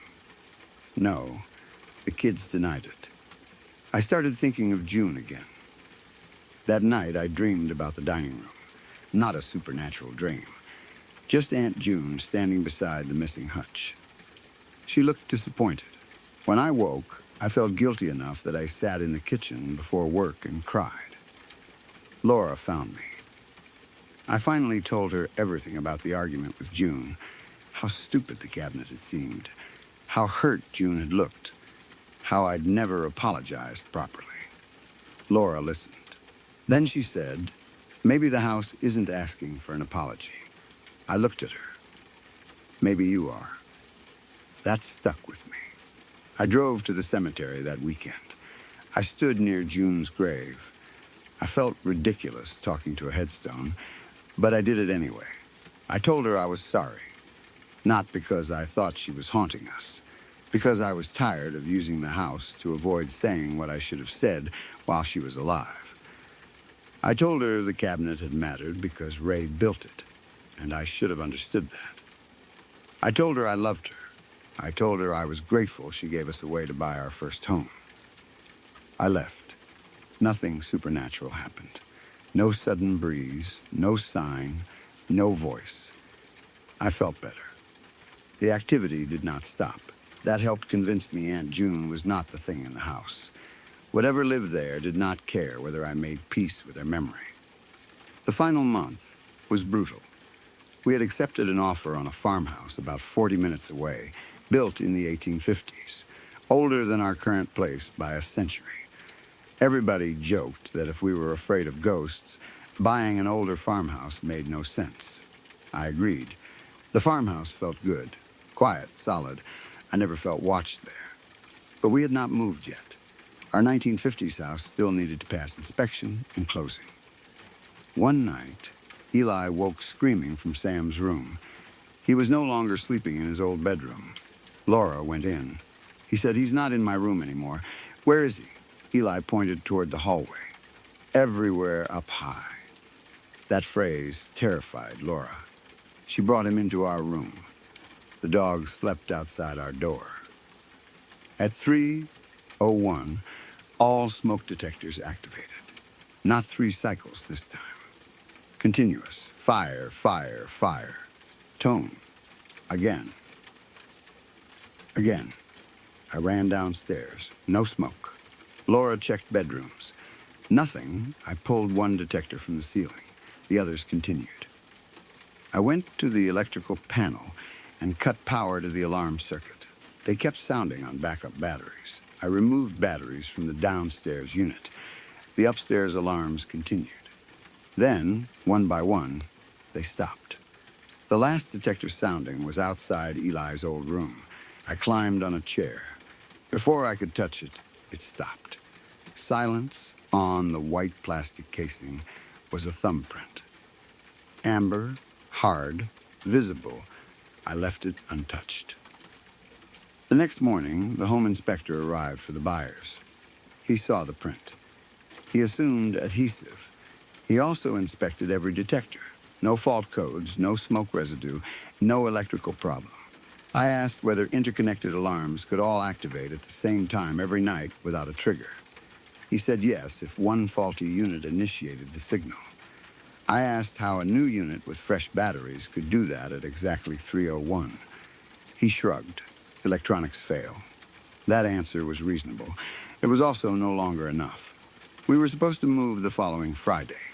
The confrontation happened Wednesday night, 2 days before we left. Most of the house was packed. The older kids were staying with my mother because school logistics were easier. Only Laura, Eli, and I were there. The dogs were downstairs. We planned to spend one final night after that, then sleep at the farmhouse. I woke at 2:57. I know because I immediately checked the clock. Laura was asleep. Eli was in our bed between us. He had refused Sam's room. I lay still. 2:58. Nothing. 2:59. I remember thinking how absurd my life had become. A grown man staring at a clock, waiting for a smoke alarm. 3:00. No sound. I almost laughed. Then Eli sat upright. He was fully awake. He's in the little room. I knew which room. His old bedroom. Laura woke. What? Eli climbed over her. He's mad. I told him to stay in bed. Then the smoke detector spoke. Not the alarm tone, only the voice. Fire, one word from the hallway. No preceding beep. Laura grabbed Eli. I got up. Fire, second announcement. I opened our bedroom door. The hallway was dark. The detector's red light blinked. Eli's old bedroom entrance stood open. I had closed it before bed. Fire. Third announcement. The room beyond looked darker than the hallway. I turned on the hall light. Nothing happened. The switch clicked. No light. The power had gone out upstairs. Downstairs, I heard the dogs growling, both deep, continuous. Then Cooper barked. A crash followed. Laura said, "Don't go out there." I told her to lock the bedroom door. She asked where I was going. I said I was checking the kids' room and the electrical panel. That was partly true. I stepped into the hall. The air smelled strange, not smoke. Hot varnish, dust, something sweet and chemical. The bedroom was empty. I could barely see the upper corner. Then something dripped onto the carpet. Amber liquid. Thick, another drop landed. I looked up. The man was in the corner, not standing, not floating. His body was folded into the meeting point of the walls and ceiling as if gravity worked differently for him. Back pressed to one wall, feet against the other. One shoulder touching the ceiling. He looked compressed into the space without appearing broken. The amber patches in his face reflected what little light came from downstairs. More resin had spread across him, along the right forearm, across the side of his neck. Inside each translucent section were trapped insects. Flies, a moth. Something that looked like a beetle. He looked down at me. His mouth moved. The detector outside the room said, "Fire." I backed toward our bedroom. The man unfolded. That is the only word I can use. One leg lowered. Then an arm. His body came away from the upper corner without falling. His feet touched the carpet. The amber sections made tiny cracking noises. I shouted for Laura to call 911. The man stepped toward me. I ran into the hallway. He followed. The bedroom door behind him closed. Not slammed. Closed gently. That terrified me. I reached our bedroom. The door had locked. Laura was inside. I pounded. Open. She shouted that the knob would not turn. I grabbed it. The knob turned from my side. The door remained fixed in the frame. Something struck downstairs. Dogs barking. Then a child crying. Not Eli. A little girl from the lower level. I stopped. The man stood at the far end of the hall. He looked toward the basement, then back at me. For the first time, I realized he had never shown much interest in Eli himself. He wanted the room, the corner, the smoke alarm, the basement. Maybe my sleepwalking had never been random. That thought came too late to be useful. The man moved. I turned and kicked our bedroom door near the latch. It flexed. Laura kicked from the other side. We hit it together. The frame cracked. The door opened. Eli was crying. I told Laura to take him out through the bedroom window if necessary. We were on the upper level, but the porch roof beneath the front window made escape possible. Then the dog stopped barking. Both at once. Silence downstairs. I went toward the staircase. Laura grabbed my shirt. "Why? The dogs. Leave them. They're downstairs. Call them," I shouted. "Cooper." Nothing, June. A faint whine came from below. I went. Laura followed with Eli. I told her not to. She said she was not staying upstairs. We reached the main floor. Emergency light from a rechargeable lamp near the kitchen gave us enough visibility. Cooper lay beside the lower stairs. He was awake, breathing hard. A red line crossed his muzzle. June stood near the basement entrance. Her body was rigid. The keyed lock was open. The basement door stood 3 inches ajar. I had locked it before bed. Eli buried his face against Laura's shoulder. He went down. I asked who. He did not answer. The basement door opened another inch. Nobody touched it.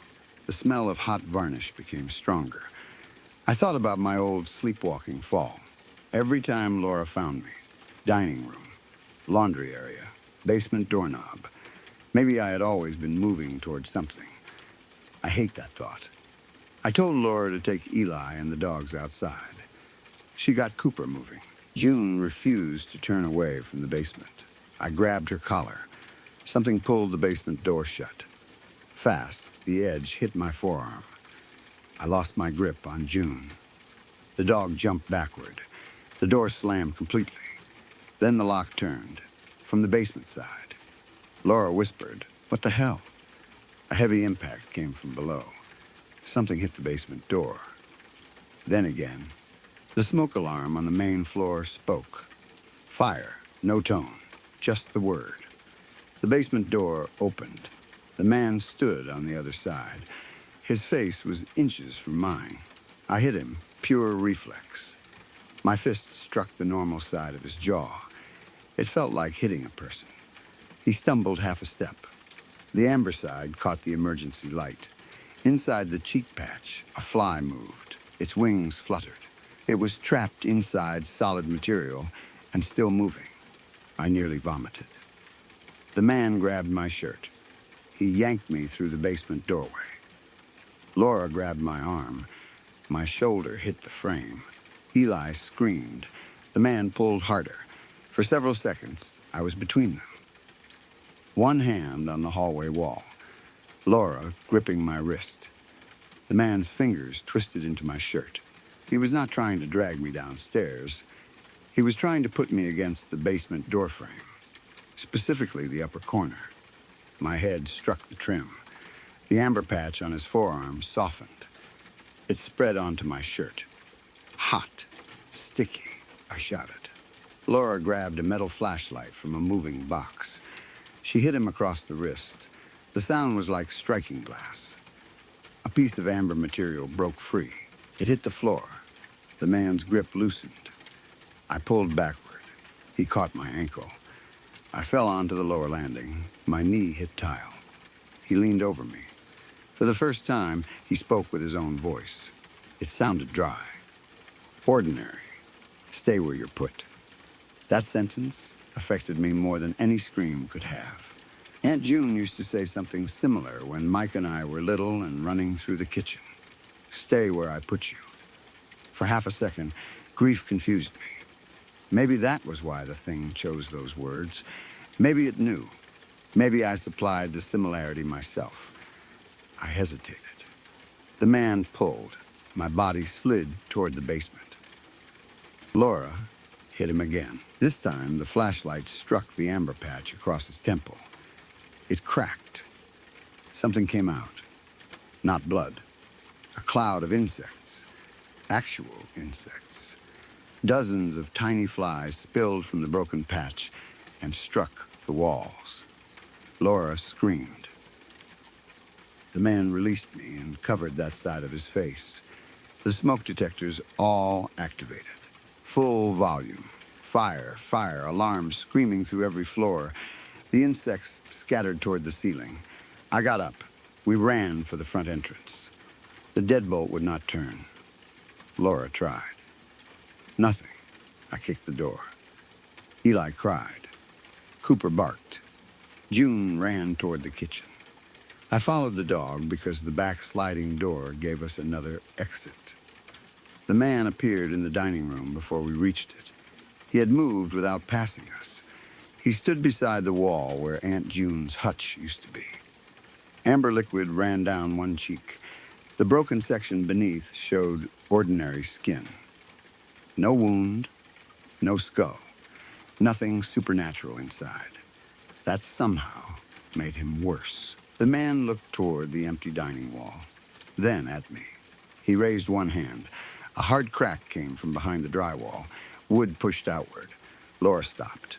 The painted wall split vertically. One of the old hutch boards emerged through it, not flying, slowly pressing through plaster from inside the wall. I recognized the wood immediately. Dark walnut. Uncle Raymond's cabinet. Another piece broke through near the floor. then the brass handle. The wall was physically rejecting pieces of furniture I had removed 11 years earlier. I know how insane that sounds. The boards had been in our garage. I had seen them 2 days before. Yet there they were, pushing through the dining room wall. The man smiled. I became angry, not frightened. Angry, the house. Aunt June, the cabinet. My guilt, my kids. All of it had been tangled together in my head for months. I shouted, "You're not her." The man stopped smiling. I said it again. "You are not June." One of the alarms cut out. Laura looked at me. The man stepped closer. I pointed at the broken hutch wood. "She doesn't need this." His amber cheek tightened. "She doesn't need me to put the house back." The second detector stopped. The man came toward me. I kept talking, not because I understood a rule, because I finally knew what I needed to say. I loved her. The man lunged. I grabbed the dining chair. He hit me before I could swing. His hand struck my chest. I fell backward into the table. Laura pulled Eli behind the kitchen island. The man grabbed my throat. His fingers were hot. Amber material touched my skin. I smelled chemicals and dust. I hit his wrist. Nothing. The remaining smoke alarms screamed. I saw the insects beneath the resin on his arm moving. I reached for the amber section. My fingers found a cracked edge where Laura had hit it. I pulled. The material came away in a strip. The man made a choking noise. This time, insects poured out across my hand. I nearly let go. Instead, I ripped harder. A section from his wrist to elbow detached. Underneath was normal human skin. Then the skin opened. Not a wound, a seam. The forearms separated lengthwise like two halves of a hollow shell. Inside were no bones, only darkness packed with bits of household debris, dust, plaster, hair, tiny screws, dead flies, a child's plastic bead, something white that looked like a fragment of smoke detector casing. I shouted. The man threw me sideways. My shoulder hit the dining wall. The emergency lamp fell. Darkness. Laura screamed my name. I heard the man moving. Then June, our dog, attacked. She hit something hard enough to knock furniture over. A growl. A man's grunt. I found the flashlight Laura had dropped. I turned it on. The man was on the floor. June had her teeth in his trouser leg. The fabric had torn. Instead of a normal calf beneath it, I saw amber resin running from knee to ankle with insects trapped inside. He kicked. June flew sideways into a cabinet. I charged him. Not brave, not thoughtful. I did not want that thing touching the dog or my family again. I hit him with the flashlight. Once, twice, the third strike broke the amber section along his jaw. He grabbed my wrist. We struggled. He was stronger. His other hand reached toward my face. I saw amber material softening along his fingers. I realized with absolute certainty that he was trying to press it onto me. Not scratch me, not choke me, cover me. I turned my head. His palm struck my neck. Hot resin smeared across my skin. Pain came immediately, like touching heated glue. I screamed. Laura grabbed the cast iron fireplace poker we had packed near the living room. She swung. The poker struck his shoulder. A large amber plate broke. The man's body twisted. For one instant, the outer shape failed. His shirt collapsed inward. His shoulder became too narrow. His head tilted. He looked less like a person and more like a collection of angles holding a human arrangement. Then the smoke detector stopped. Every one. The silence was shocking. The man looked upward. 3:02 showed on the microwave clock. His expression changed. Fear. He pulled away from us. Laura still held the poker. I stood between him and the children. The man backed toward the lower landing. His heel touched the first basement step. He looked at Eli. My son was staring at him. The man raised one amber-coated finger. Eli said very softly, "No." The man stepped down. Then another. The basement behind him was completely dark. He kept descending. I saw his head disappear below the landing. Then his shoulders. The amber patches glowed faintly in our flashlight. He reached the bottom. We heard one final step. The basement door slammed. The keyed lock turned. The power came back on. Kitchen light. Dining room. Hall. Every lamp we had left switched on. The house looked ordinary. No man. The wall beside the dining room was destroyed. 3 pieces of the old hutch lay on the floor among broken drywall. June was limping. Cooper had a scrape near his nose. Laura's forearm was bleeding. My neck burned. Eli was sobbing. We called 911. This time, I told the dispatcher someone had attacked us inside the house. Police arrived within minutes. They searched everything. No intruder. Basement windows locked. No exterior basement door. No hidden exit. Nobody beneath the stairs. Nobody in the garage. Nothing. The damage remained. Broken wall. Dining table shifted. Chair overturned. Our bedroom door frame cracked from when Laura and I forced it. Basement trim damaged. Amber-colored residue on the tile. My shirt torn. Laura's bruises. A burn-like mark on the side of my neck. A deep bruise around my ankle. June's injured hind leg. Cooper's muzzle scrape. Police photographed all of it. One officer collected several pieces of the amber material because we kept insisting it had come from the intruder. They were hard by then, translucent, filled with insects and debris. The officer initially thought it might be old resin or construction adhesive. He asked why some was warm. I did not know. He put it in an evidence bag. Paramedics cleaned my neck. The injury looked more like a contact burn than a scratch. Laura had bruising around her wrist and upper arm. Nothing broken. The dogs went to an emergency vet. June had a strained leg, but no fracture. We left that night. We never slept there again.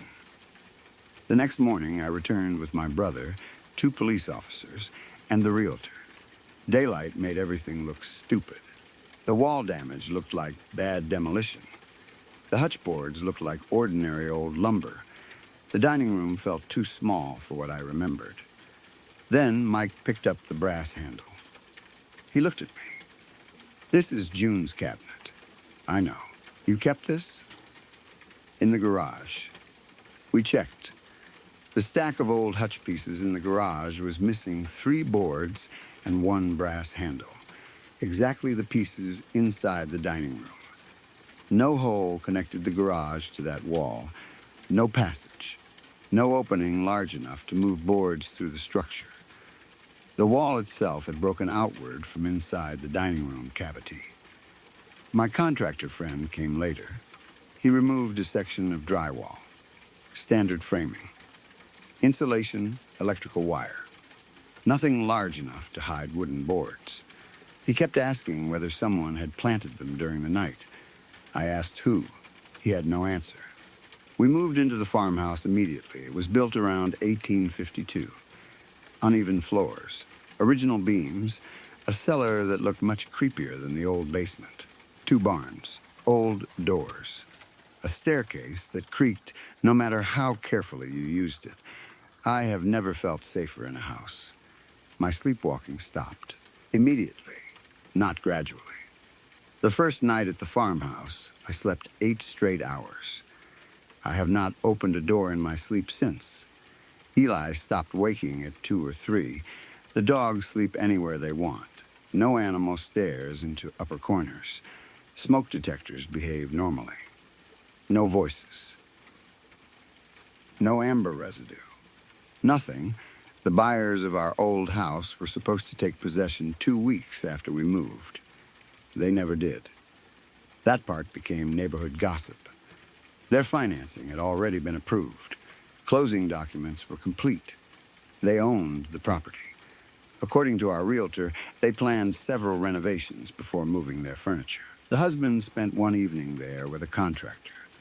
The following morning, they called the realtor. They wanted to sell.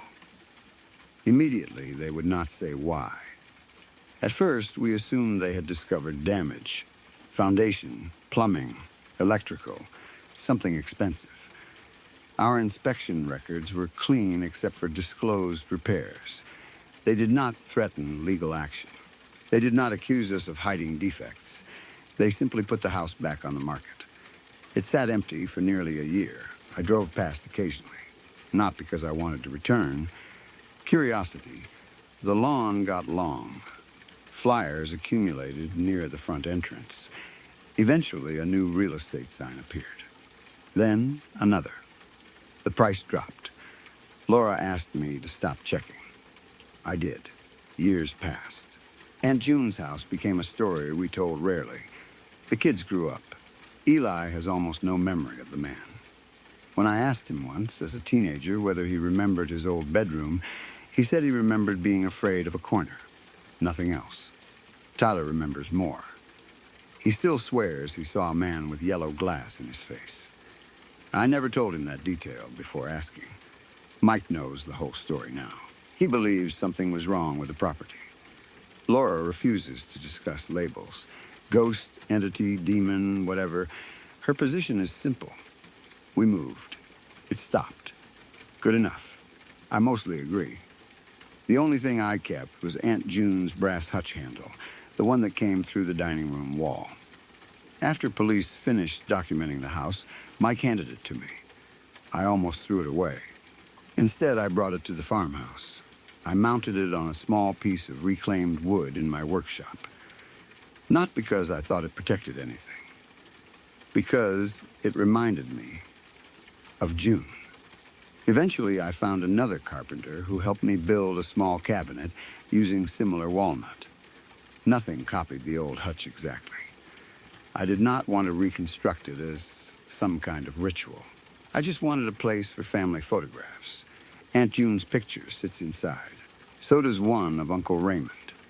For the first time in years, remembering that cabinet no longer makes me feel ashamed. That part has healed. The physical evidence from the old house became less clear. I requested information about the amber samples once.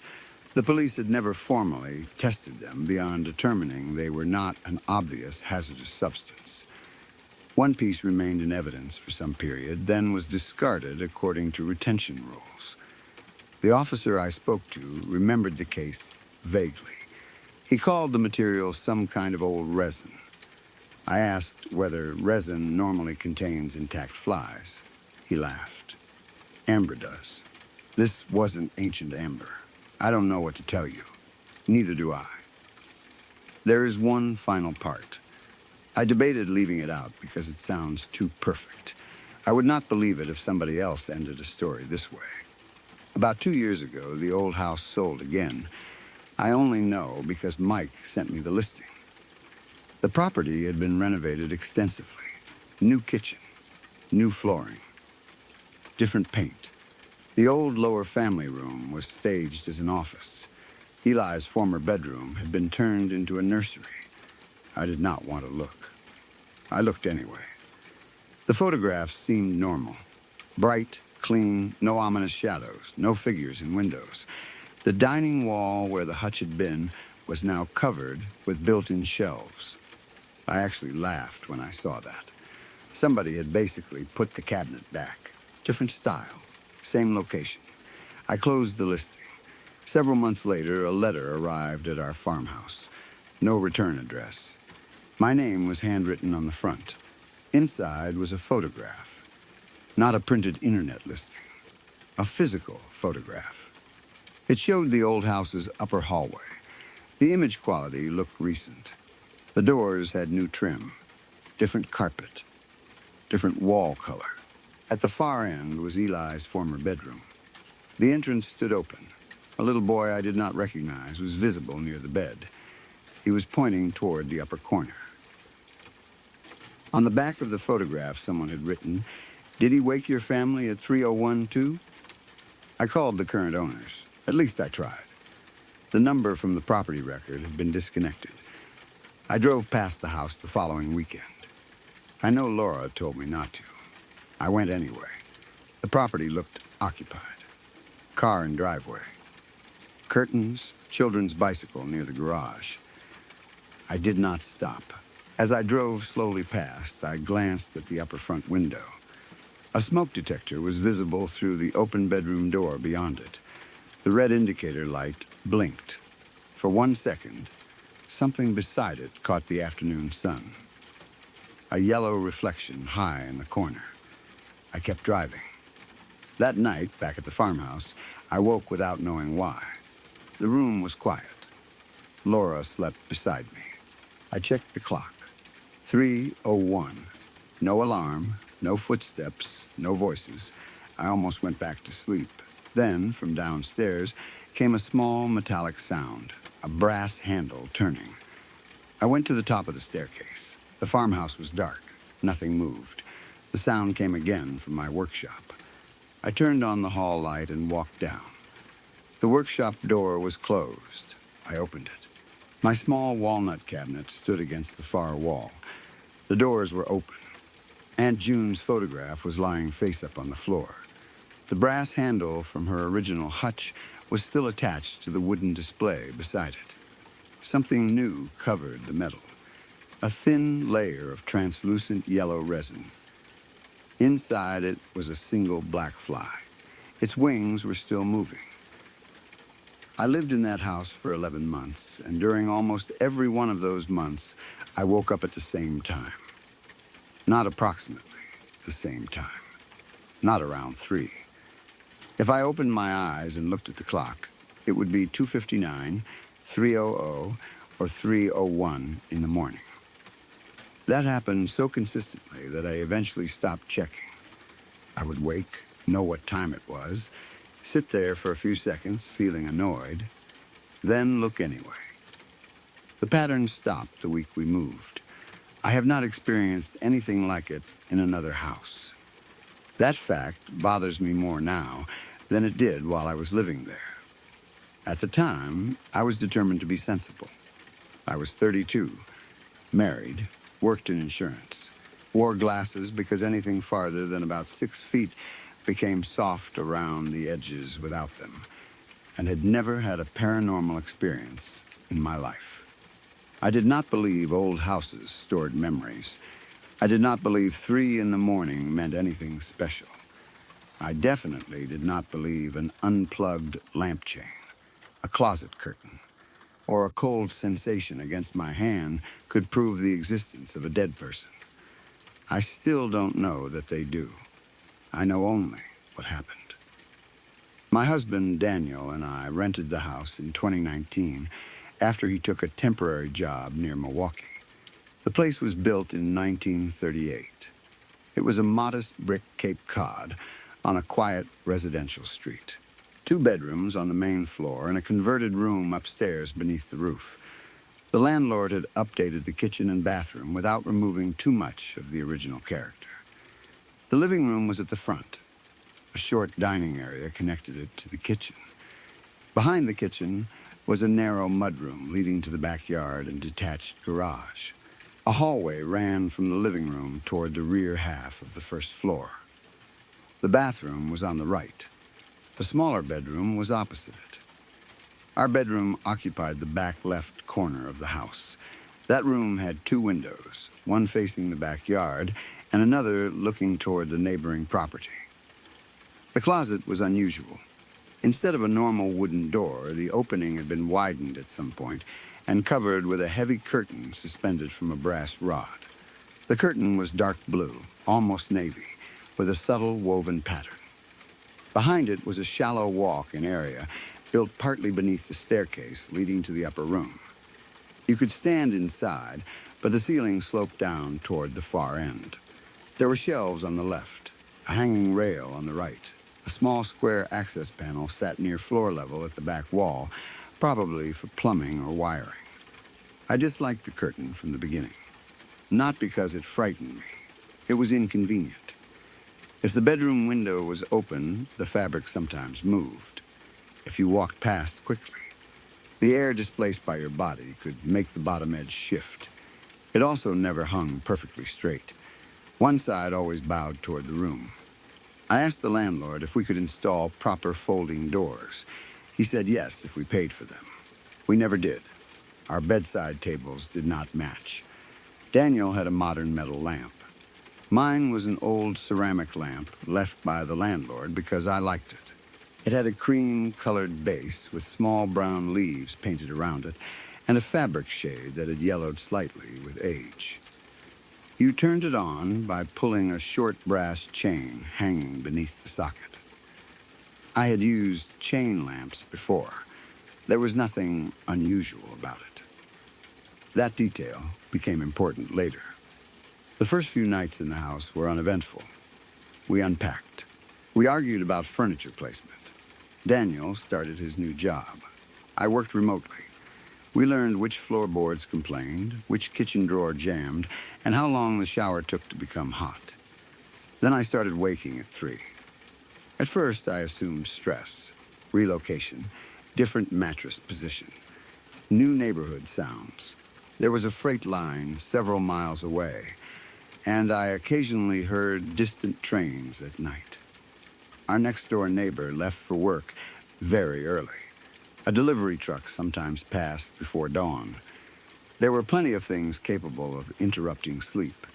The strange part was that I did not wake because of a sound. Most nights I came awake suddenly and completely. No gradual drifting. No dream I could remember. One moment asleep. Next moment sitting up. It began so quickly that Daniel noticed. After the 5th or 6th night, he woke while I was checking my phone. "What are you doing?" "Nothing." "What time is it?" I looked. 3 again? I hadn't realized he had noticed the pattern. Apparently, he rolled over. Your brain picked a stupid new hobby. That became our explanation. My internal clock had become trained. Once you expect to wake at a particular time, your body can do it. I knew people who woke minutes before an alarm every morning. There was nothing supernatural about that. The occasional movement in the room was even easier to explain. I slept without my glasses. If something shifted at the edge of my vision when I woke, I could not resolve it clearly. Several times I thought somebody had crossed near the foot of the bed. Once I thought I saw the closet curtain move inward. Another night I was sure something passed between the window and Daniel's dresser. Each time I put on my glasses or turned toward it directly, there was nothing. Peripheral vision. Low light. Sleep, normal. I was almost proud of how rational I remained. Part of that came from my friend Melissa. She had died 3 years earlier. Melissa was not related to me, but we had been best friends since we were 16. We met working at a grocery store. We went to different colleges, lived in different states for a while, and somehow stayed close through everything. She was the person I called when Daniel and I got engaged. She knew about my father's drinking before anyone else did. When her marriage failed, she stayed in my apartment for 6 weeks. There were stretches where we spoke every day and stretches where life got busy. But I never imagined reaching middle age without her. She died from bacterial meningitis at 30. It happened frighteningly fast. She felt sick on a Tuesday. By Wednesday night, she was hospitalized. She died Friday morning. The last time I saw her conscious, she was feverish and confused. Her sister and I were taking turns sitting beside her. Melissa kept saying she was hot. A nurse gave me a basin of cool water and several washcloths and showed me how to wipe her forehead and arms without making her uncomfortable. I sat there for almost an hour doing that. At one point, Melissa became irritated. She pushed my hand away and said, "Stop fussing over me." I laughed because that was exactly the kind of thing she would say normally. I told her, "Fine sweat to death," then. Those were not my final words to her. I spoke to her later. But they were among the final moments where she seemed fully like herself. After she died, that stupid exchange stayed with me. Not because I believed I had done anything wrong. because grief attaches itself to ordinary details. I could remember the hospital blanket, the smell of antiseptic, the plastic basin, how cold the washcloth felt after I wrung it out. The next morning, Melissa was unconscious. 3 years later, I could still feel that cloth in my hands if I thought about it too long. I mention this because the first physical contact in the house immediately brought that memory back. Before that happened, there were smaller things.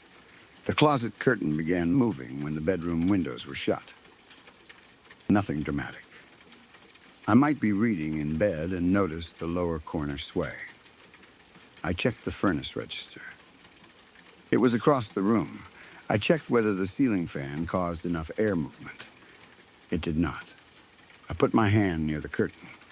Sometimes I felt a faint coolness. Nothing more. Daniel thought the fabric retained movement after we walked past. I accepted that. Then I began finding the curtain open in the mornings. Just slightly. 6 inches. Maybe a foot. We did not keep anything valuable inside, so there was no reason for anybody to enter it during the night.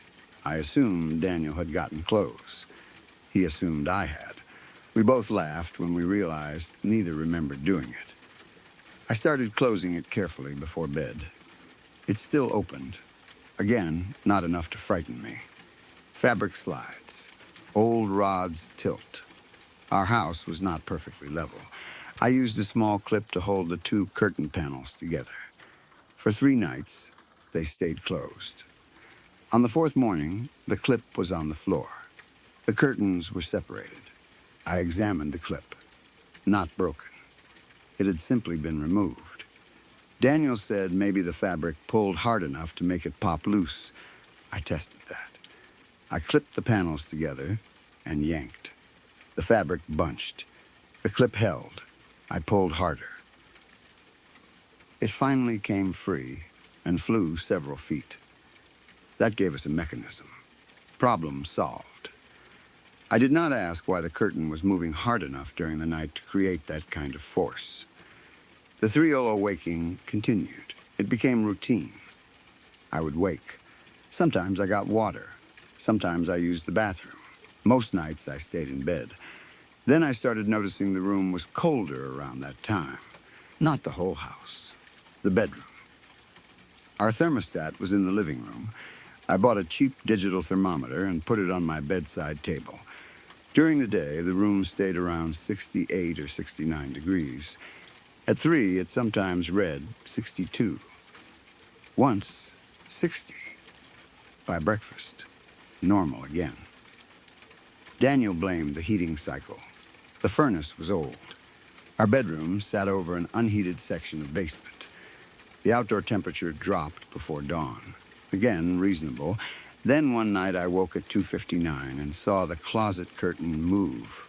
Not sway, move. The left panel drew sideways approximately 8 inches. It stopped. I sat up. Without my glasses, the closet opening was a dark rectangle. I reached for the lamp chain, pulled it. Light filled the room. The curtain hung still. The closet was empty. Daniel rolled toward me. What? I thought someone was in there. He looked at the closet. Someone? I saw the curtain move. He stared for maybe 3 seconds, then put his head back down. House air. Windows are closed. Heat came on. It didn't. He groaned. You want me to check? I almost said no. Then said yes. Daniel got out of bed wearing boxers and 1 sock because he had somehow gone to sleep that way. It was difficult to maintain supernatural dread while looking at him. He pushed the curtain aside. Shoes, clothes, boxes, nothing. He checked behind the hanging clothes. Nothing. He opened a small access panel. Pipes and darkness. He shut it. Ghost-free. I told him he was annoying. He returned to bed. I pulled the chain again. The room went dark. For several minutes, I remained awake. Then I heard the lamp chain. Tick, pause, tick, pause, a small metallic sound. The chain hitting the ceramic base. I opened my eyes. Tick! The sound was beside me. The lamp was off. The chain was swinging. I could barely see it. My first thought was that I had set it moving when I pulled it. Then I remembered several minutes had passed. A short chain does not swing that long. I reached toward it. I wanted to stop it with my fingers. My hand was halfway to the lamp when something touched the back of it. Cold, wet, I jerked away. The sensation lasted less than a second. It did not feel like fingers. No points of pressure. No grip. It felt broad and soft, like somebody had lightly pressed the wet washcloth against my skin. I yelled. Daniel woke instantly. I pulled the lamp chain. The light came on. My hand was wet, not soaked. A rectangular patch across the back of my hand glistened. Daniel sat up. What happened? Something touched me. He looked around. What? I don't know. I held out my hand. He touched the wet patch. His expression changed. Did you spill water? No. There was a glass on my bedside table. Still full. No condensation running down the side. The table itself was dry. The lamp was dry. The blanket was dry. Daniel smelled my hand. Water, I know. Maybe condensation? From what? He had no answer. Then we noticed the lamp chain. It was still moving, very slightly. Daniel caught it between two fingers. It stopped. We did not turn the light off again. I barely slept. The next morning, there was no evidence except my memory. The water had dried. No mark. No stain. That allowed me to start explaining. Maybe I had been sweating. Maybe I touched my own damp forehead before reaching toward the lamp. Maybe the sensation came from the cold metal chain brushing my hand. Maybe I had dreamed the contact and transferred water from the glass somehow. Daniel preferred that. He said the chain could have been moving because the lampshade shifted when I touched the bed. We both wanted to believe him. Nothing happened for 9 days except the usual waking. Then the curtain moved again. I did not turn on the light. I lay still. It moved from right to left. A slow scraping sound came from the rings along the brass rod. The opening widened. I could not see inside clearly without glasses. I reached for them. Before I touched the bedside table, the curtain stopped. Then something inside the closet made a wet twisting sound, like fabric being wrung out. That was the moment I stopped pretending I wasn't frightened. I turned on the lamp. The closet was empty. The floor was not. A damp square lay on the hardwood inside the closet, roughly 10 inches across. Not a puddle. A dark, wet patch with very straight edges. Daniel got up. He touched it with a paper towel. Clear water. No smell. We checked the ceiling. Dry walls, dry pipes behind the access panel. Dry, no leaking shoe. No wet coat. It had not rained for 2 days. The patch remained until morning. Daniel took a photograph. That was the first evidence another person could see. By afternoon, it had dried completely. We called the landlord. We did not mention anything paranormal. We said water was appearing in the closet. He sent a plumber. The plumber checked the supply lines in the wall and bathroom plumbing. No leak. He used a moisture meter. Nothing abnormal. He suggested old condensation. I asked what could create a square wet patch with straight edges. He shrugged. Maybe an object had been sitting there. Nothing had. We moved our shoes out of the closet anyway. For almost a month, the wet patches did not return. The nightly waking did. I became exhausted. Not because I stayed awake for hours each time, because anticipation ruined my sleep before the waking even happened. At 10 p.m., I would calculate how long until 3. At midnight, if I woke briefly, I would feel relieved that I still had time. The exact minute became a threat even when nothing happened. Daniel suggested I see a doctor. I did. The doctor said stress could absolutely cause timed waking. I had no symptoms of sleep apnea, no major insomnia outside the house.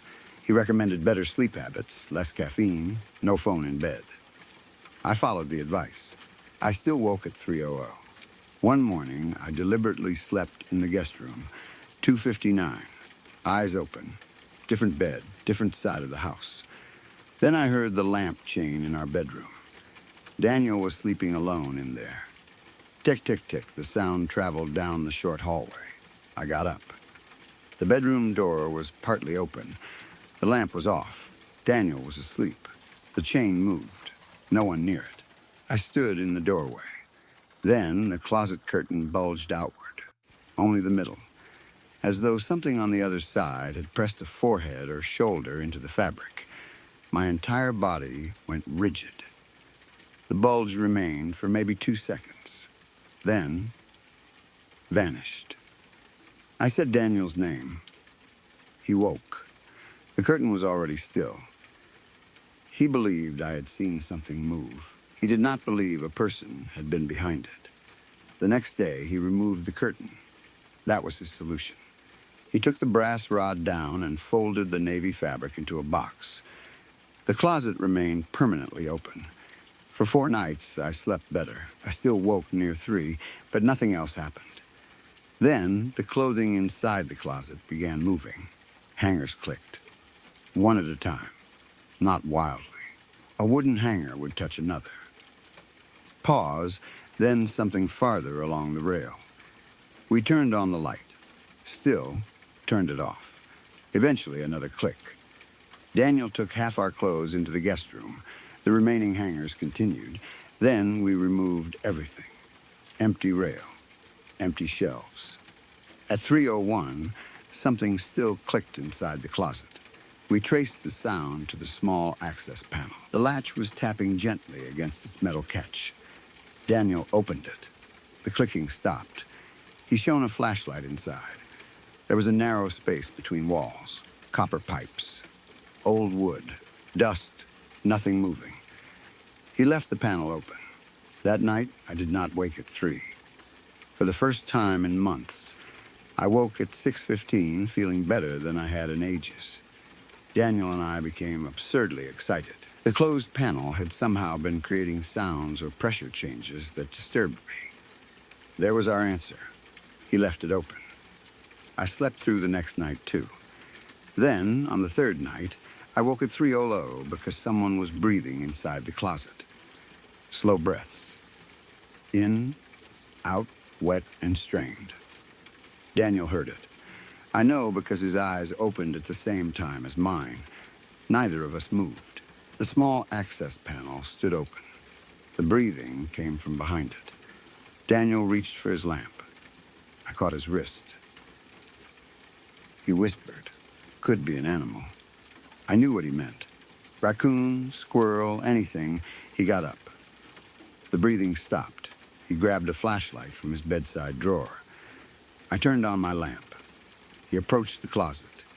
The access opening showed only darkness beyond the room light. Daniel crouched. He aimed his flashlight inside. Nothing. Then he leaned closer. A wet cloth slapped out of the opening and hit him in the face. That is what it looked like. A square, pale thing. Fast, soft. It struck across his mouth and nose. Daniel fell backward. I screamed. The object disappeared into the wall. He scrambled away from the closet. His face was wet. Water ran from his cheek onto his shirt. What the hell was that? I grabbed a towel. He wiped his face. There was no cloth on the floor. Nothing in the opening. Daniel slammed the access panel shut. He put a chair in front of it. Then he did something I had never seen him do before. He went into the kitchen and came back with a hammer. He nailed a shortboard across the panel. We slept in the guest room. The next morning, the board remained in place. The nail heads had not shifted.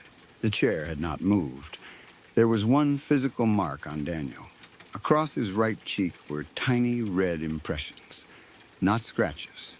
A pattern. Small, repeating loops, almost like texture pressed into his skin. He looked at himself in the bathroom mirror. What is that? I knew immediately. Terry cloth. the little loops in a washcloth. We photographed the marks. They faded by evening. Daniel stopped calling me crazy after that. We started looking for another rental. His job contract was already approaching its end, and we knew there was a good chance we would relocate anyway. That made the decision easier. We did not abandon the house the next morning because adult life is irritatingly practical. Breaking a lease costs money. Packing takes time. Daniel had work. I had deadlines. We believed the board over the access panel would keep whatever animal or environmental problem existed from affecting us. I know, animal, even after that. The word felt safer. We also set up a camera, a basic indoor security camera on Daniel's dresser facing the closet and my lamp. I slept in the guest room for the first week. Daniel insisted on joining me. Nothing happened on camera. My 3:00 waking gradually returned even in the guest room. 2:59, 3:00, 3:01. Then the camera recorded the lamp chain moving. No one was in the bedroom. At 3:014, the chain began swinging. Small arc, it grew wider. At 3:031, the lamp turned on. That required a downward pull. The chain visibly snapped straight. Click, light. At 3:037, the lamp turned off. The room went dark. The camera's infrared mode activated. At 3:00,044, the closet access board flexed outward. Not the panel. The board Daniel had nailed over it. The center bent. Wood should not have bent that way. The ends remained nailed.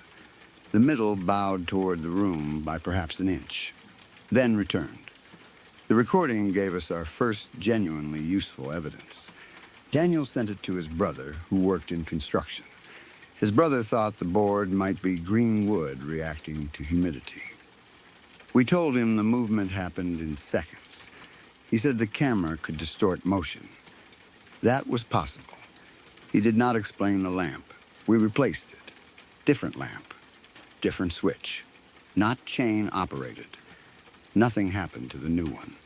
That should have made us feel better. Instead, the old lamp chain started making noise from inside a cardboard box. Daniel had packed the lamp and put it in the dining room. At 3:00 one morning, I heard the same metallic tapping. Tick, tick, tick. We followed the sound. It came from the box. Daniel opened it. The lamp lay on its side, wrapped in newspaper. The chain was swinging against the ceramic base. The lamp was unplugged. We carried the entire box into the detached garage. The sound did not return there. Something else changed. Water began appearing on my side of the bed, always at night, never while I was in it. I might brush my teeth, return, and find a cool, damp rectangle on the fitted sheet near the pillow. Roughly washcloth size. We changed sheets. Same thing. Put a waterproof mattress protector underneath. The moisture stayed on top. No leak from the ceiling. No sweating pipe. No window condensation. Once, Daniel sat on the bed while I showered specifically to watch. He was reading. He glanced down and saw the fabric darken beside him. A square patch formed gradually over maybe 10 seconds. No water fell from above. The sheet simply became wet. He jumped up. We filmed it afterward. The square remained visible for hours. That ended our environmental investigation. We stopped trying to find plumbing problems. We did not start calling it a ghost. We used the phrase, whatever this is. That is still the phrase I prefer. The emotional part began changing around then. One night, while staring at another damp patch, I told Daniel about Melissa. He knew she had died. He knew we were close. He did not know about the hospital washcloth. I told him how guilty I felt about that last joke. Fine, sweat to death, then. I had said it affectionately. Melissa knew that. Still, after she actually died, the sentence became unbearable. Daniel listened, then asked, "Do you think this is her?" No, again, the answer came instantly. Nothing in the house felt like Melissa. That mattered. Melissa was sarcastic, loud, impatient. If she somehow found a way to haunt me, I could imagine her turning the television on during an important call or hiding my car keys. The thing in the bedroom felt clinical. Quiet, methodical, the wet cloth sensation did not feel comforting after the first time. It felt like being tended to without consent. That distinction helped me. I stopped interpreting the wetness through grief. Whatever was happening might have noticed the memory. That did not make the source of the memory responsible. The house intensified almost immediately after I reached that conclusion. The closet access board came off, not while we were sleeping, during the afternoon. I was home alone, working at the dining table. I heard a bang from the bedroom. I went in. The board lay on the floor. Both nails were still through it. Their shafts were bent. The access panel stood open. On the closet floor was a wet washcloth, an actual washcloth. White, oldy edges had a narrow blue stripe. I stared at it. We did not own any with blue stripes. Ours were gray. I did not touch it. I called Daniel. Then I called the landlord. I told him we had found signs somebody might be accessing the wall space. He came with a maintenance worker. They opened the access panel fully. The wall cavity did not connect to another room. The maintenance worker removed part of the panel's surround. There was no human-sized route, no crawl space, no exterior access. The gap narrowed between the bathroom wall and chimney structure. He could put his arm inside. That was all. He used a camera scope. No person, no animal, no nest, no hidden pile of cloth. The wet washcloth remained on the floor. The landlord picked it up with 2 fingers. Yours? No, Daniel was home by then. He said no. The landlord put it in a plastic bag because I asked him not to throw it away. I still felt ridiculous. The maintenance worker repaired the access panel with screws instead of the old latch. He added a thin weather seal around it. We kept the washcloth. It dried stiff. The blue stripes faded slightly. There was no label, no initials, no obvious stain. When I touched it, after it dried, my stomach turned. The weave felt exactly like the sensation that had touched my hand. That was physical evidence we could not explain away.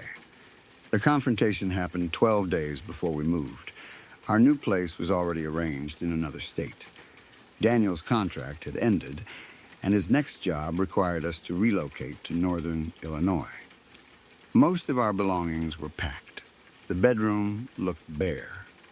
Our bed remained. 2 suitcases, a folding chair, the replacement lamp.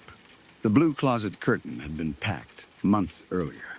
The access panel remained screwed shut. The old lamp was still in the garage. The mysterious washcloth sat sealed in a plastic freezer bag inside a kitchen drawer.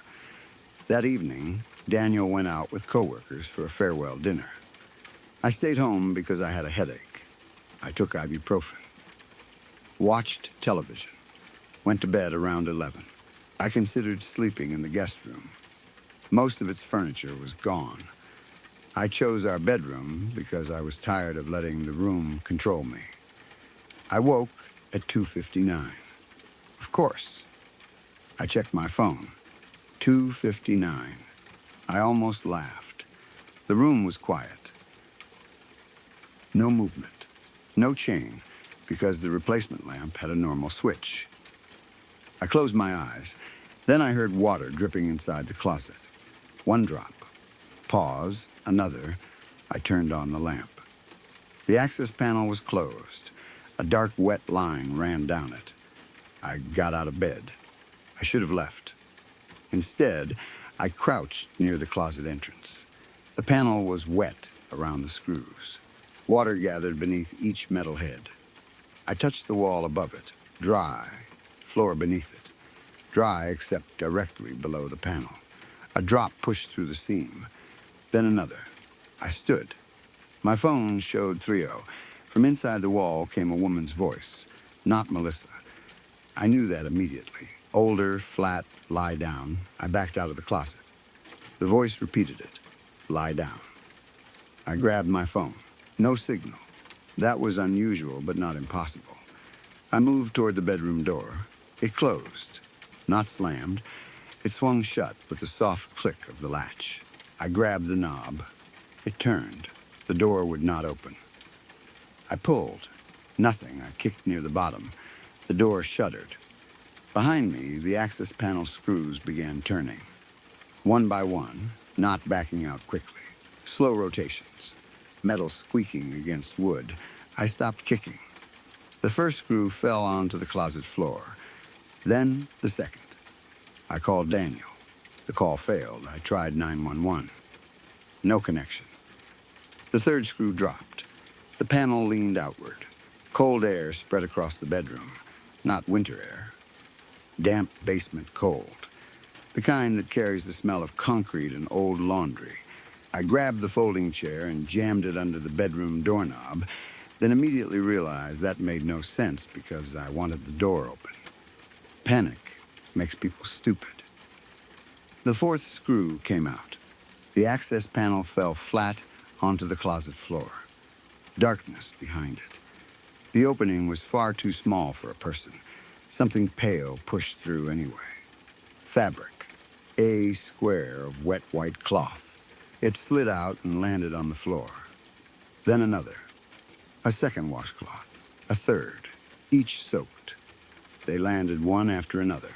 No hand placing them. No pipe pushing them. Just squares of cloth coming through a gap barely larger than a dinner plate. They continued. 5, 6, 7, I backed toward the bed. The washcloths on the floor began moving, not crawling. Sliding, each one traveled several inches, stopped, then another moved. They formed a path from the closet toward me. I said no. The movement stopped. For 1 second, I thought speaking had worked. Then the lamp beside the bed turned off. The switch physically clicked. Darkness. My phone screen gave me enough light to see shapes. I turned on the flashlight function. The beam shook. The washcloths lay across the floor. Then something filled the closet opening. A face. I screamed. It could not have fit through the access gap. The head looked normal-sized, yet it occupied the opening without breaking the wall around it. A woman. Maybe 45. Maybe 50. Dark hair pulled flat against her head. No visible injury, no decayed skin.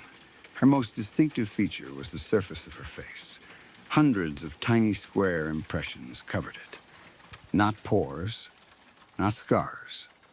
A repeating woven texture pressed into the skin from forehead to chin, like someone had held damp terry cloth against her face for so many years that the loops became part of her.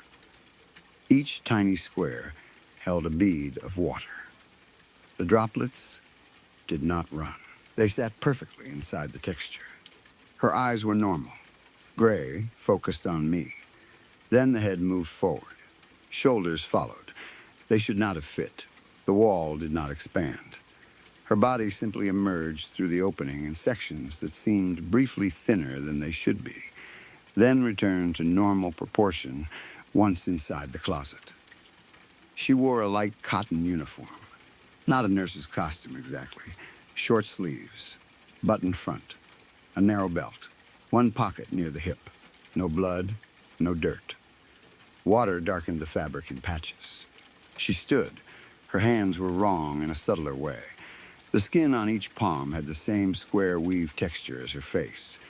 No fingerprints that I could see, only those tiny repeating loops. She picked up one wet washcloth. Lie down. I ran to the bedroom door, still stuck. I hit it with my shoulder. Pain went through my arm. The woman stepped out of the closet. I could hear her shoes. Soft rubber soles against hardwood. She did not move like an apparition. She walked like a tired person. That normality made her worse. I kicked the door again. The frame cracked slightly. Behind me, wet fabric touched the back of my neck. I spun. She stood inches away. She pressed the washcloth against my mouth. Cold water filled my lips. I hit her arm. Solid, I grabbed her wrist. The skin felt freezing. Not dead cold.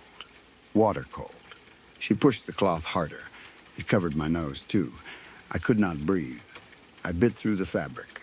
She did not react. I drove my elbow into her ribs. Her body shifted. The pressure loosened. I tore the cloth away and threw it. I shouted, "Get away from me." Her expression remained patient, almost bored. "You're awake." "What?" "You keep waking." My stomach dropped. She reached for me. I moved around the bed. She followed. I grabbed the bedside lamp and swung it. The ceramic base hit her shoulder. It shattered. She staggered. Water burst from the broken lamp. Not from the woman, from inside the ceramic base. A huge amount. It splashed across the floor and mattress. The lamp had no water inside it. There was nowhere for that volume to come from. The woman looked at the broken pieces. For the first time, her expression changed. Annoyance. I ran toward the bedroom door again. She caught the back of my sleep shirt. The fabric tightened across my throat. I reached behind and scratched at her hand. The woven texture on her palm scraped my skin. She pulled me backward. Not toward the closet. Toward the bed. That distinction matters. She was trying to put me down. She got one arm across my shoulders and pushed. My knee struck the mattress. I fought. She pressed a wet cloth over my forehead. Another appeared in her other hand. I never saw where it came from. She put that one across my mouth. I kicked behind me, hit her shin. She continued pushing. Rest, I heard Daniel's voice in my memory telling me to stop fighting sleep. Then, Melissa, stop fussing over me. For one horrifying second, the woman's face seemed familiar. Not physically, emotionally, that old hospital room. Cool cloth. Fever, care, helplessness. I almost stopped struggling. Then I realized something. Melissa had pushed the washcloth away. She had hated being fussed over. Whatever this was had chosen the wrong part of the memory. I grabbed the woman's uniform collar. "You're not her." She froze. The water beads covering her face trembled. I said it again. "You're not Melissa." Her gray eyes narrowed. Then she shoved me flat. The back of my head hit the mattress. The cloth covered my nose and mouth. She leaned over me. I could not breathe. Her textured palms pressed against my cheeks. The small wet squares on her skin made 1,000 tiny cold points. I bucked my hips. No effect. I reached toward the bedside table. Broken ceramic. Phone, water, my fingers found the brass pull chain from the old lamp. That made no sense. The old lamp was in the garage. Yet the chain lay on the floor beside the bed. I wrapped it around my fingers. Then, swung upward. The brass end struck the woman's left eye. She jerked back. I tore the cloth from my face. I rolled off the bed. She grabbed my ankle. I kicked. She caught my foot with both hands. The woven palms pressed against my skin. Cold water soaked my pajama leg. I grabbed the bed frame. She pulled. Again, not toward an exit. She wanted me on the mattress. I screamed at her. Not words I remember clearly. Something about leaving me alone. She pulled harder. The metal bed frame shifted across the floor. Then the bedroom door exploded inward. Daniel, he had come home early. He heard me screaming from outside. His key opened the front entrance. He ran to the bedroom. The door would not open. He hit it with his shoulders several times until the latch plate tore from the frame. He later told me he saw the woman. Not clearly. He saw a person crouched at the end of the bed holding my leg. He thought there was an intruder. He attacked immediately. Daniel grabbed the woman from behind. His arms went around her chest. He shouted. Then slipped. Her uniform was soaked. Water poured onto the floor beneath them. She turned. Daniel saw her face. He stopped for maybe half a second. That was enough. She struck him across the mouth with one palm. He fell into the dresser. The mirror cracked. I got up. The woman moved toward him with another wet cloth. I grabbed the folding chair. I swung it into her side. The chair broke along one wooden brace. She stumbled into the closet. Daniel grabbed my arm. Go, we ran toward the bedroom door. The hallway was visible. Open, nothing blocked us. Then the woman spoke behind us. 3 o'clock. The digital clock on my side of the bed changed. 3:00 became 3:01. Every wet cloth on the floor lifted at once, not high, maybe a foot. They stretched flat in the air, then shot toward us. Daniel shoved me into the hallway. Several struck his back. One wrapped around his wrist, another covered the back of his head. He shouted. I grabbed him. The cloth around his wrist tightened like a band, not tied. The wet fabric simply contracted. His hand began turning red. I pulled at it. The material felt impossibly strong. Daniel tried ripping it with his teeth. Nothing. The woman came through the bedroom doorway. The patterned indentations on her face had deepened. Water now ran between them. Her mouth opened. Back, Daniel kicked the door shut between us. The woman hit it from the other side. The wood jumped in the frame. I ran to the kitchen for scissors. When I came back, Daniel had one shoulder against the door. The cloth still strangled his wrist. I cut it. The scissors barely went through. When the fabric finally split, cold water poured out as if I had cut a small hose, far more than the cloth could hold. The hallway carpet became soaked. Daniel pulled his hand free. 4 dark red bands surrounded his wrist. Not finger marks. Rectangular pressure marks with tiny loop patterns pressed into the skin. The bedroom door shook again, then stopped. Silence. Daniel and I backed toward the living room. We did not open the bedroom. We called police. I know how silly it sounds. What could we say? A wet woman attacked us? We reported an intruder. 2 officers came. They entered the bedroom with us waiting outside. Nobody. The closet was empty. The access panel was open. The screws lay on the floor. The blue-striped washcloths were everywhere. 11 of them. We counted later. The bedroom floor was wet. Part of the mattress was soaked. The broken lamp lay beside the bed. The dresser mirror had a long crack. The doorframe was split. The folding chair was broken. My sleep shirt was torn down one side. I had a bruise along my hip and red abrasions on both cheeks. Daniel's wrist had the patterned marks. His lower lip was split where the woman hit him. Police photographed everything. One officer asked whether we had thrown water during the struggle. We said no. He asked where the washcloths came from. We said we did not know. He checked windows. Locked, no broken screens. Back door locked when Daniel arrived. No signs of forced entry except the bedroom entrance Daniel himself had damaged. They searched the basement. Upper room. Garage, yard, nobody.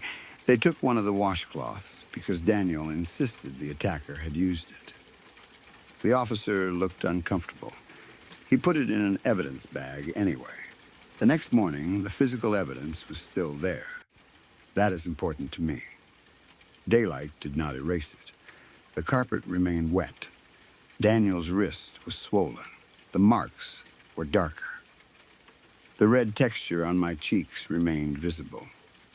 The landlord came. He saw the bedroom. He saw the open access panel. He brought the maintenance worker back. They checked the wall cavity again. Still no root for a person. The maintenance worker found something new. Behind the access panel, on one of the old framing timbers, were rectangular marks in the dust. Dozens, small, wet squares. Some overlapped. They formed a path upward inside the wall, until the cavity became too narrow for his camera. He photographed them. The timber itself was dry by afternoon. We moved into a hotel that day. We returned only to pack. Never alone. The landlord let us out of the remaining lease because of the police report and damaged bedroom. He did not believe our version. I don't blame him. He thought somebody had entered the house and escaped in a way we had missed. That was still more believable than what I thought I saw. We relocated 2 weeks later. Different state. Different house. First night there, I woke at 6:20 because sunlight came through the curtains. I cried. I had slept through 3. The second night, same. Third, fourth A month passed. No 259, no 300, no 301, no wet patches, no moving curtains, no chain tapping, nothing at the edge of my vision. Daniel's wrist healed. The loop pattern impressions took almost 10 days to disappear completely. The scar from his split lip lasted longer. My bruises faded. We stopped talking about the woman. Eventually, I could think about Melissa without connecting her to the house. That mattered. The last hospital memory softened again. I could remember more than the washcloth. I remembered Melissa insulting the hospital pudding.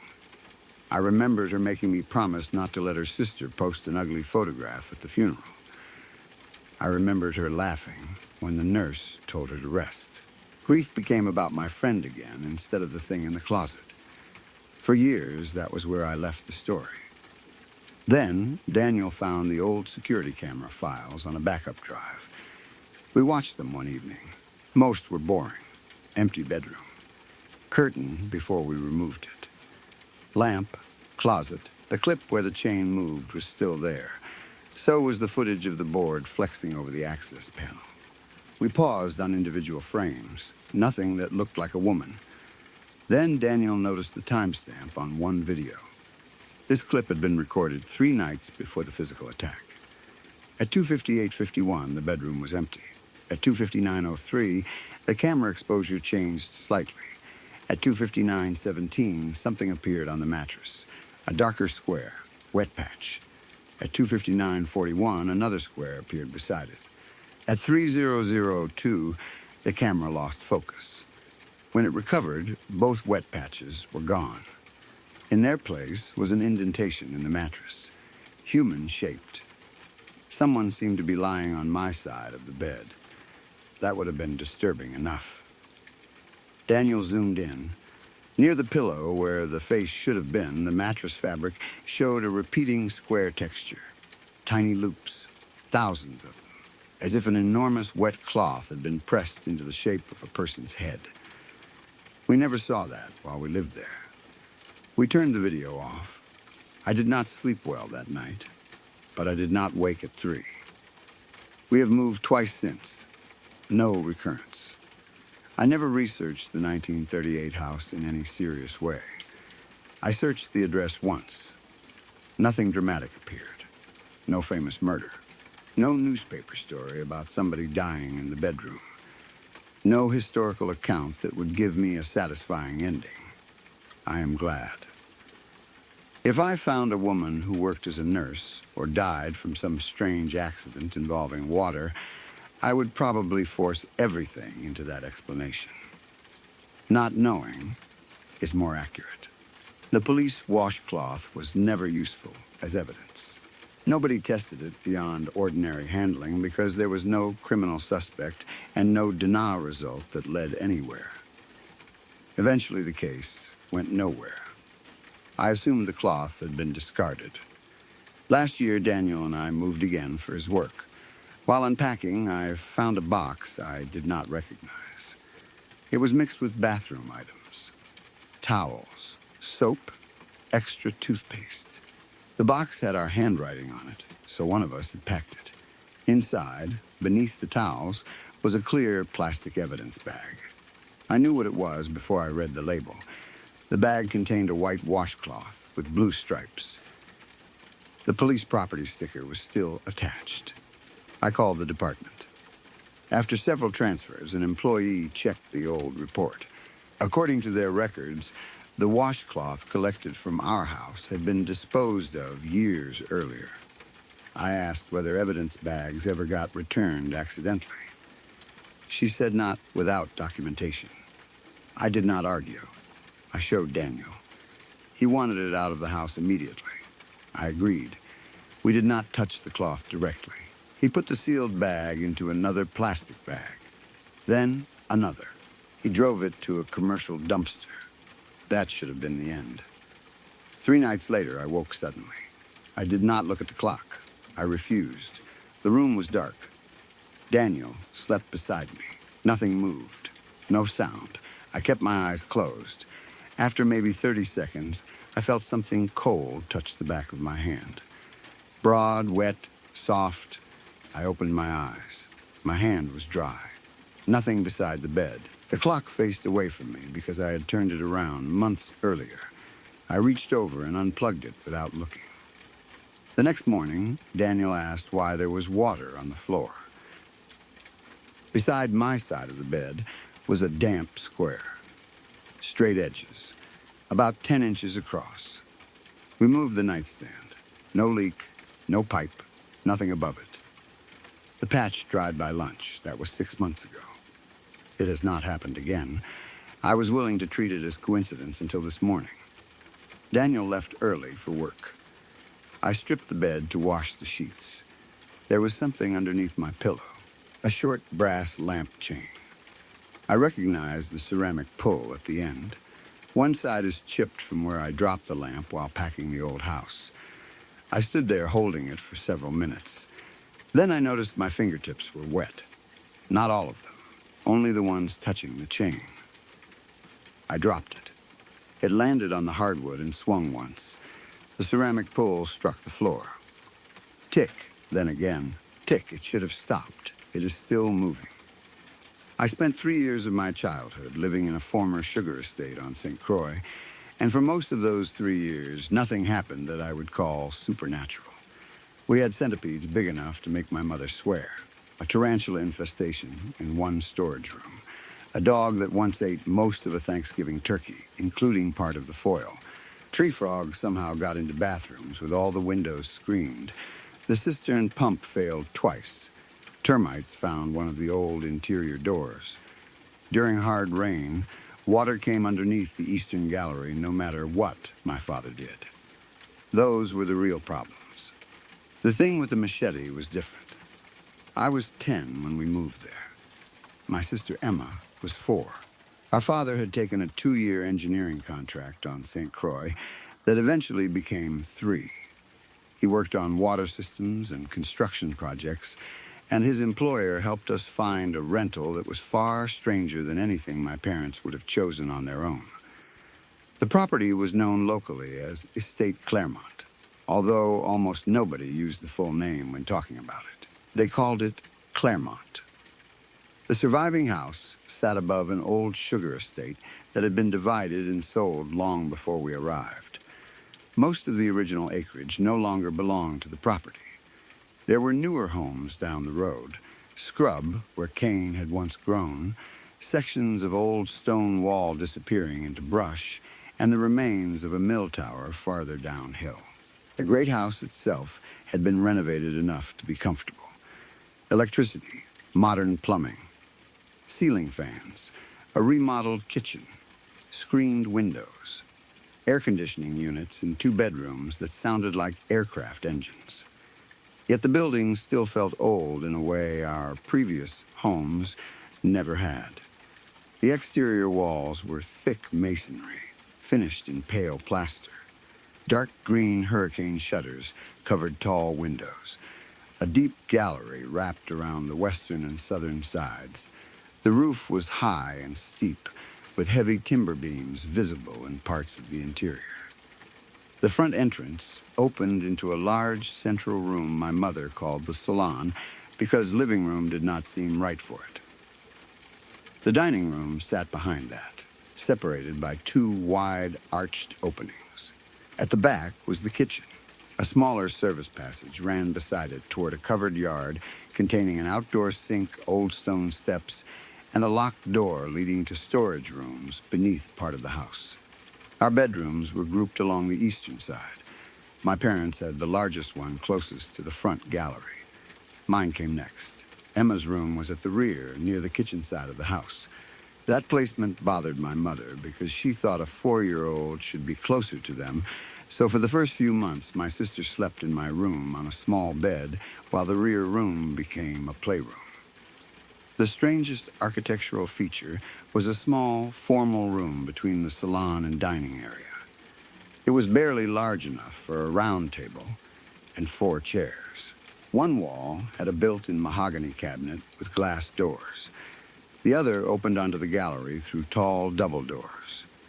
My mother called it the tea room after finding several old serving pieces in the cabinet. I do not know whether that had actually been its purpose. The name stuck. Behind the kitchen, a narrow stone staircase led down to 2 rooms that had once been part of the working portion of the house. By our time, one held tools. The other had become general storage. My father kept both locked because there were old masonry openings and uneven floors he did not want children exploring. The first strange thing happened before we had finished unpacking. We had been in the house 3 days. My father and I were carrying boxes from the car. Mom was in the kitchen. Emma stood in the tea room doorway holding a stuffed rabbit. Dad passed her. She asked, "Who's the man?" He stopped. "What man?" "The one with the big knife." My father turned so quickly, he almost dropped the box. "What?" Emma pointed toward the gallery. He went there. Dad put the box down. He walked onto the gallery. Nobody. He checked the side yard. Then, the front. No one. The property was fenced only in sections, so somebody theoretically could have walked through. That possibility mattered because my father's first thought was not ghosts. It was a stranger with a weapon near his 4-year-old daughter. He checked every door. Then he asked Emma what the person looked like. She did not give a useful description. Brown, that could have meant skin, clothing, or the color of something near him. Was he old? No. Was he a kid? No. What kind of knife? She held both hands apart to show something long. My father asked if she meant a sword. No, the chopping one. Dad knew what she meant. A machete. They were common tools on the island. People used them for brush, yard work, agriculture, all kinds of ordinary tasks. That made an unknown man carrying one near the house plausible enough that Dad took Emma seriously. He walked the property for almost 20 minutes. He found nobody. A gardener who worked several houses down was visible near the road, but Emma said that was not the man. My father asked if the person scared her. She shrugged. No, what was he doing? Looking at you? She shook her head. At the table. That was the whole story. My parents did not make a big thing out of it. A 4-year-old sees a shadow, a worker, a reflection, or a person outside, and then describes it badly. Reasonable, Dad was cautious for the next few days because of the machete. Then everyone forgot. The jasmine started about a week later. There was jasmine on the property. I want to make that clear because the smell by itself proves nothing. A thick vine grew along part of an old stone wall near the southern gallery. In the evenings, when flowers opened, you could smell them from the house if the breeze came from that direction. Fresh jasmine has a stronger scent than people expect. Sweet, almost too sweet when a lot blooms together. The first few times we smelled it indoors, nobody cared. Then it began appearing in places where it made no sense. My bedroom with the windows shut, the interior linen cabinet, the downstairs storage room. Once, inside our car after it had been parked in town for an hour.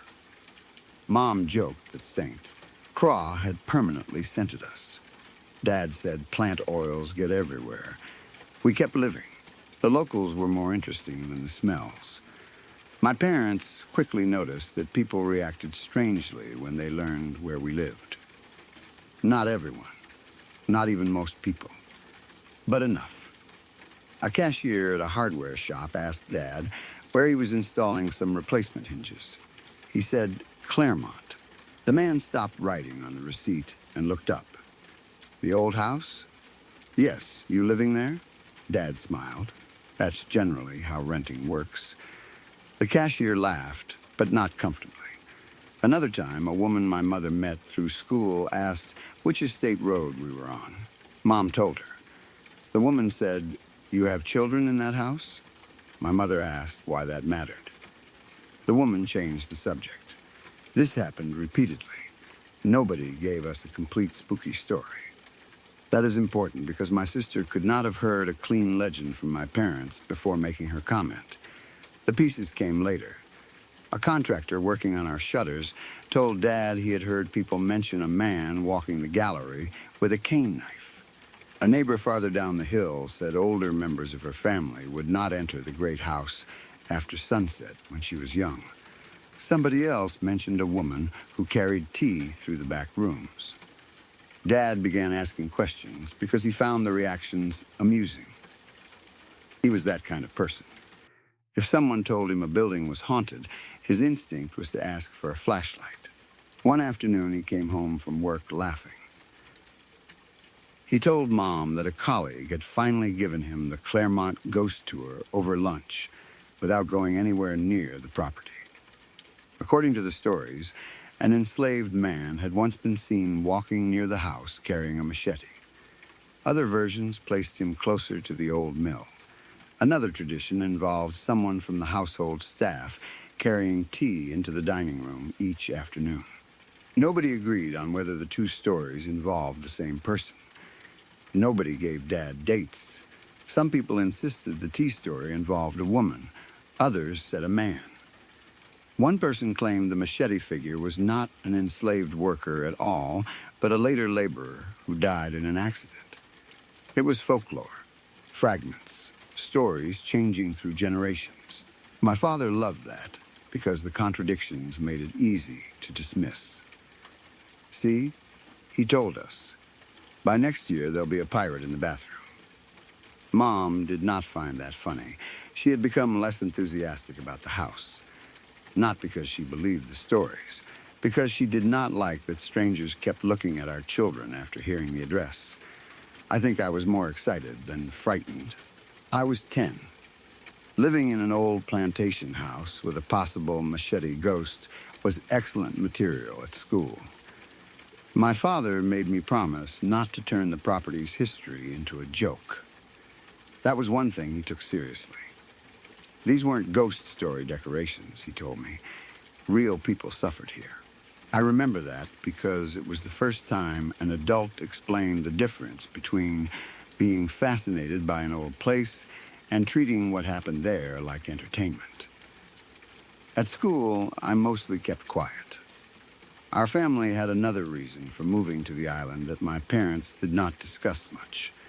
Dad's father had died the previous year. Grandpa Lee was not the warm, easy grandfather from television. He and my father loved each other, but they fought constantly.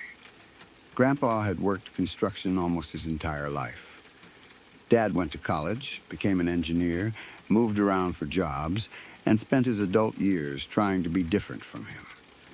According to Mom, they could turn any subject into an argument. Money, cars, politics, home, repairs. Whether steaks should be salted before cooking, it did not matter. A few months before Grandpa died, Dad accepted the St. Croix position. Grandpa thought taking 2 children that far away was irresponsible. Dad said it was an opportunity. They argued over the phone. Then they stopped talking for several weeks. Grandpa died of a heart attack before either one called the other. My father did not talk openly about guilt. He became busy. That was how he handled everything. He packed, worked, fixed the house, checked the generator, repaired screens, learned which cistern valves controlled which part of the plumbing. If he was moving, he did not have to sit with anything. Mom once told him, during an argument in the kitchen, "You don't get to turn grief into a project." He walked outside. I heard because I was in the next room. The house gave him endless projects. That may be one reason we stayed as long as we did. The first incident I personally witnessed happened about 6 months after we moved in. It was late afternoon. Mom was helping Emma with a puzzle in the salon. Dad had not come home from work. I was supposed to be doing homework at the dining table. I smelled jasmine, strong, much stronger than outside. I got up and checked the gallery doors. Closed, the scent seemed concentrated in the tea room. I walked in. 4 cups sat on the small round table.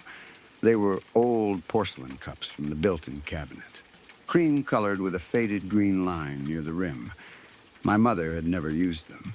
She thought they were too fragile. All 4 were placed on saucers. 1 cup contained liquid, dark amber, tea. Steam rose from it.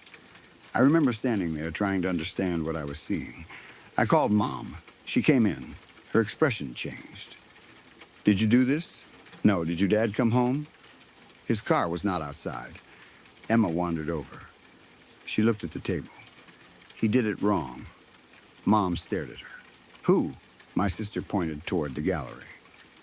"The man." I asked, "The knife man?" Emma nodded. Mom crouched beside her. "What did he do wrong?" "There's too many." That sentence bothered her.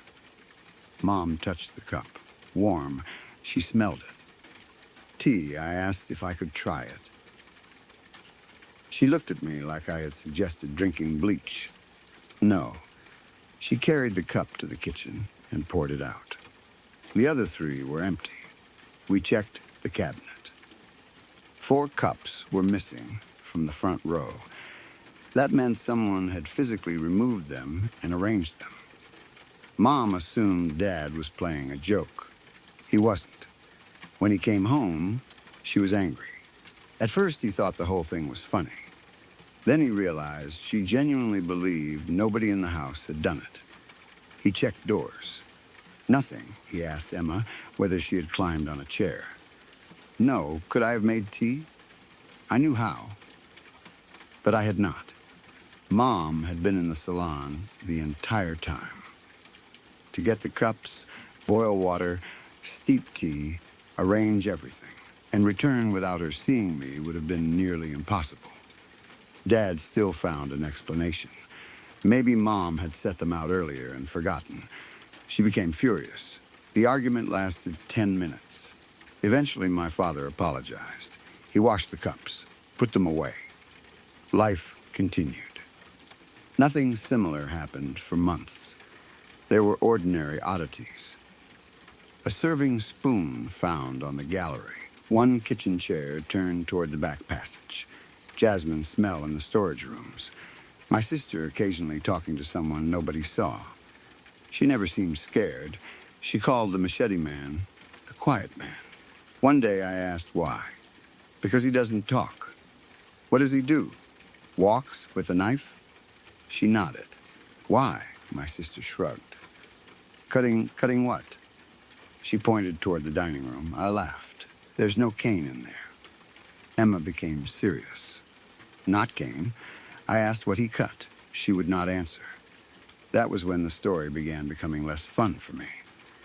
The first time I saw him, I thought he was a real person. I was 11. It was early evening during the rainy season. A hard shower had passed, leaving everything outside wet and shining. Dad was in the garage area working on a generator. Mom was making dinner. Emma was asleep on the sofa. I walked from my bedroom toward the kitchen. At the far end of the dining room, someone stood just outside the open gallery doors. A man. I saw him in profile. Dark skin. White or pale shirt with sleeves rolled above the elbows. Dark trousers. Bare feet. A machete hung loosely in his right hand. Not raised, not threatening. I stopped. My first thought was that a grounds worker had come to speak to Dad. Then I noticed something on his shirt and skin. Tiny points glittered along his right shoulder, arm, and the side of his face. At first I thought he was wet. Then he turned slightly. The points caught the indoor light. They looked like clear crystals. Fine grains clustered along the fabric in his skin, denser near the collar and forearm. They reminded me of sugar, not powdered sugar, larger crystals catching light. Nothing fell when he moved.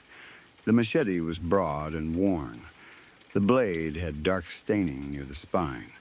The cutting edge looked wet. Again, I assumed rain. Then the man looked directly at me.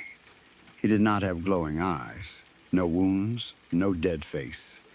He looked tired. That was the strongest impression. Exhausted, he raised his left hand, palm toward me.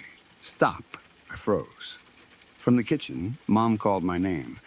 I looked away for a fraction of a second. When I looked back, no one stood on the gallery. I ran outside. Nothing, wet boards. Rain dripping from the roof edge. No footsteps I could identify. No person in the yard. I told Dad. He checked the property. Of course he found nobody. He asked whether I was sure I saw a machete. Yes, what did the guy look like? I described him. My father listened carefully until I mentioned the crystals. Then his expression changed. Not disbelief exactly. Concern, he touched my forehead as though checking for fever. I got angry. I saw him. I didn't say you didn't. You think I'm sick. I think it was raining and getting dark. He told me to stop. He talked? No, how did he tell you? I held up my palm. Dad nodded. What were you doing? Walking to the kitchen. He looked toward the gallery, then asked something I had not considered. What was behind you? I turned. The dining table. Tea room. Hall toward bedrooms. Nothing. Dad inspected the area where I had stopped. He found a wet line on the tile. It ran diagonally across the dining room threshold. We assumed rain had blown in. Then, he noticed the line was too straight, about 20 inches long, very narrow, like water transferred from the edge of something sharp. He wiped it with a cloth. The water contained tiny dark particles. Dad smelled it. Metallic. He told me not to touch it. He never said why. The next day, the tile was dry. A faint brown line remained in the grout. My mother wanted to move. Dad refused, not angrily at first. He said we had no proof of danger. Nobody had been hurt. We had a lease. His job was there. The house was affordable compared with other options. He said moving because 2 children saw a man would be irresponsible. Mom replied, staying because you're embarrassed to leave would be worse. That hit him. He walked out. They did not speak for most of the evening. I understood years later what that argument was actually about. My father had grown up with a man who believed leaving anything unfinished meant weakness. Grandpa Lee finished jobs sick, worked injured, stayed in bad situations because quitting felt like failure. Dad spent his life saying he was not like him. Then Grandpa died before they reconciled. Afterward, Dad began copying some of the behavior he had spent years criticizing. The house became one more thing he would not leave. Nothing dramatic happened for a while, which supported him. We stayed. I made friends. Emma started school. Mom planted herbs near the kitchen. Dad repaired part of the gallery. We had birthdays there. Christmas, barbecues, visitors from the mainland. If the place was haunted, it was terrible at maintaining momentum.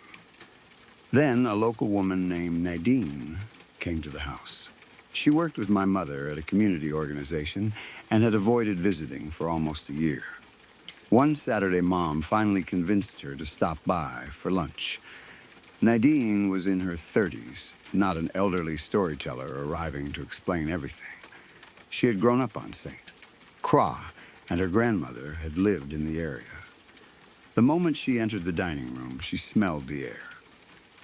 Jasmine, Mom, smiled nervously. You smell it too? Nadine looked toward the gallery. There were no open jasmine flowers visible from there. We ate. Nobody mentioned ghosts. Then Emma walked into the room and asked Nadine, "Do you know the quiet man?" Every adult stopped. Nadine looked at my mother. "What quiet man?" "The one outside." My sister pointed. Nobody there. Nadine did not laugh. She asked, "Does he carry something?" Mom told Emma to go wash her hands. After my sister left, Nadine asked what we had been seeing. Dad said, "Nothing," Mom said, "a man with a machete." Nadine became quiet. My father rolled his eyes slightly. She noticed. "I'm not telling you I know who that is." "Good, I'm telling you my grandmother wouldn't come into this house." Dad asked why. Nadine shrugged. "Stories." "What stories?" She looked uncomfortable. One was about a man who walked up from the lower works, another about tea being set in here. Dad leaned back. "Same person?" "I don't know." "Name?" "No." "Date?" "No," he smiled. "That's my problem with ghost stories." Nadine did not argue. She looked toward the tea room. "My grandmother said if the jasmine smell came inside, you left the table alone." Mom asked why. Nadine shook her head. "That's all I know." Dad said, "That's convenient." Nadine looked at him for a long time. Then said, "You don't have to believe old people to respect what scared them." That ended the conversation. She never came back to the house. The tea room incidents increased after that. Not every week. Maybe once every month or two. We would find cups arranged. Always 4. Sometimes one contained tea. Sometimes all empty. Once, 5 saucers appeared, but only 4 cups. Another time, a spoon lay across the doorway. Mom stopped using the old porcelain entirely. She boxed it and put it in a high kitchen cabinet. The next arrangement used our modern mugs. Dad threw away the tea room table. That was his answer. He and a coworker carried it outside. They placed it in a storage shed away from the house. The next morning, 4 cups sat directly on the tea room floor. Dad stopped joking after that. He still did not call it paranormal. He called it the nonsense. Did the nonsense do anything last night? Tell me if Emma says anything about the nonsense. It was his way of acknowledging the pattern without giving it a name. The man with the machete appeared to me 3 more times over the next year. Always near the gallery or dining room, always carrying the blade down at his side, never approaching, never speaking. The clear crystals remained on the right side of his body. I once saw them closely enough to notice that they did not sit randomly. They followed old raised scars on his forearm, thin ridges beneath the crystals. I do not know what caused the scars. I don't speculate. The machete edge always looked wet. He seemed to watch the tea room more than he watched us. That eventually made me less afraid of him. I was still scared, but not in the same way. The house itself became worse. Doors to the gallery opened during windless nights. Dining chairs shifted. The jasmine scent became so intense in my bedroom once that I vomited. Our dog, Murphy, developed an absolute hatred of the tea room. Murphy was a medium-sized mixed breed we had adopted after moving to the island. He was friendly to everyone. He slept under the dining table. He chased lizards. He feared the vacuum cleaner, but little else. He would not enter the tea room after dark. During the day, fine, at sunset, he stopped at the threshold. If someone called him from inside, he whined. Once, Dad tried coaxing him with turkey. Murphy stretched his neck as far as possible, without moving his front paws across the line. Dad laughed. Mom did not. The Thanksgiving turkey incident happened the following year. Murphy ate most of a cooked turkey while we were outside. He tore through foil and everything. That dog spent a miserable night at the veterinarian. People who hear the story usually remember that more than the haunting. Honestly, I understand. A dog eating aluminum foil is concrete. A machete ghost is not. The event that changed my father happened during our 3rd year. By then, I was 13. Emma was 7. We knew Dad's contract would end that summer, and we had begun discussing moving back to the mainland. My father pretended the timing had nothing to do with the house. Maybe it didn't. He had already extended once. Mom had made it clear she would not agree to another year. One evening, Dad received a package from my grandmother, Grandpa Lee's tools. She had finally sold the garage workshop he had used for decades and divided some belongings among the family. Dad got a heavy canvas tool bag.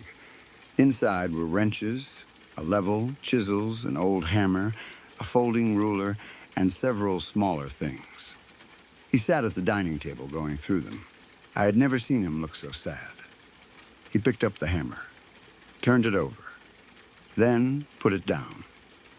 My mother asked whether he was okay. Fine, she did not push. Later, I passed the dining room and saw him alone. He was holding the hammer again. I said, "Grandpa used that?" Probably every day for 20 years. I sat across from him. Dad rarely talked about Grandpa. I asked whether their last argument had been about St. Croix. He looked surprised. "Who told you that?" "Nobody. Children hear things." He stared at the hammer. Then said, partly, did he not want us to move? He thought I was always looking for somewhere else to be. "Were you?" Dad smiled slightly. Maybe I asked if he regretted coming. He looked around the dining room.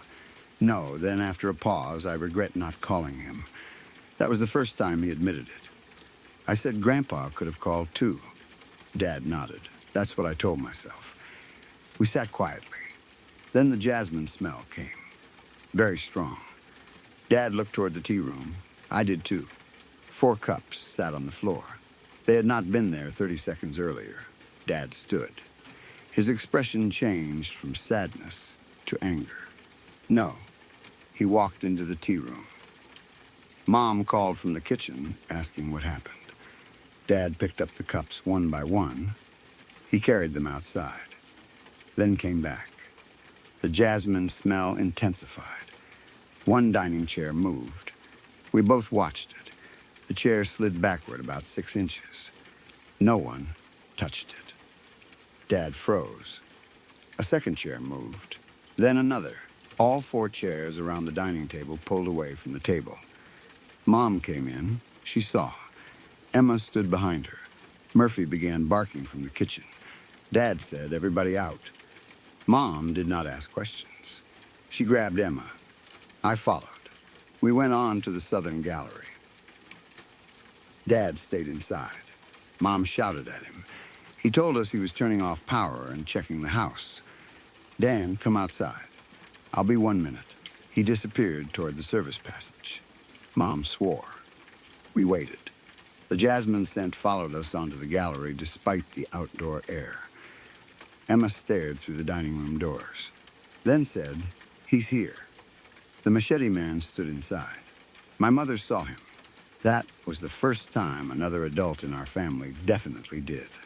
Her hand tightened around my sister's shoulder. The man stood between the dining room and kitchen. Pale shirt, dark trousers, bare feet. Machete, the crystal-covered scars, caught the light. Mom whispered, "Oh my God." He did not look at us. He looked toward the service passage where Dad had gone. Then he raised his left hand. "Stop," I yelled, Dad. No answer. The man moved, not vanished. He walked quickly toward the back of the house.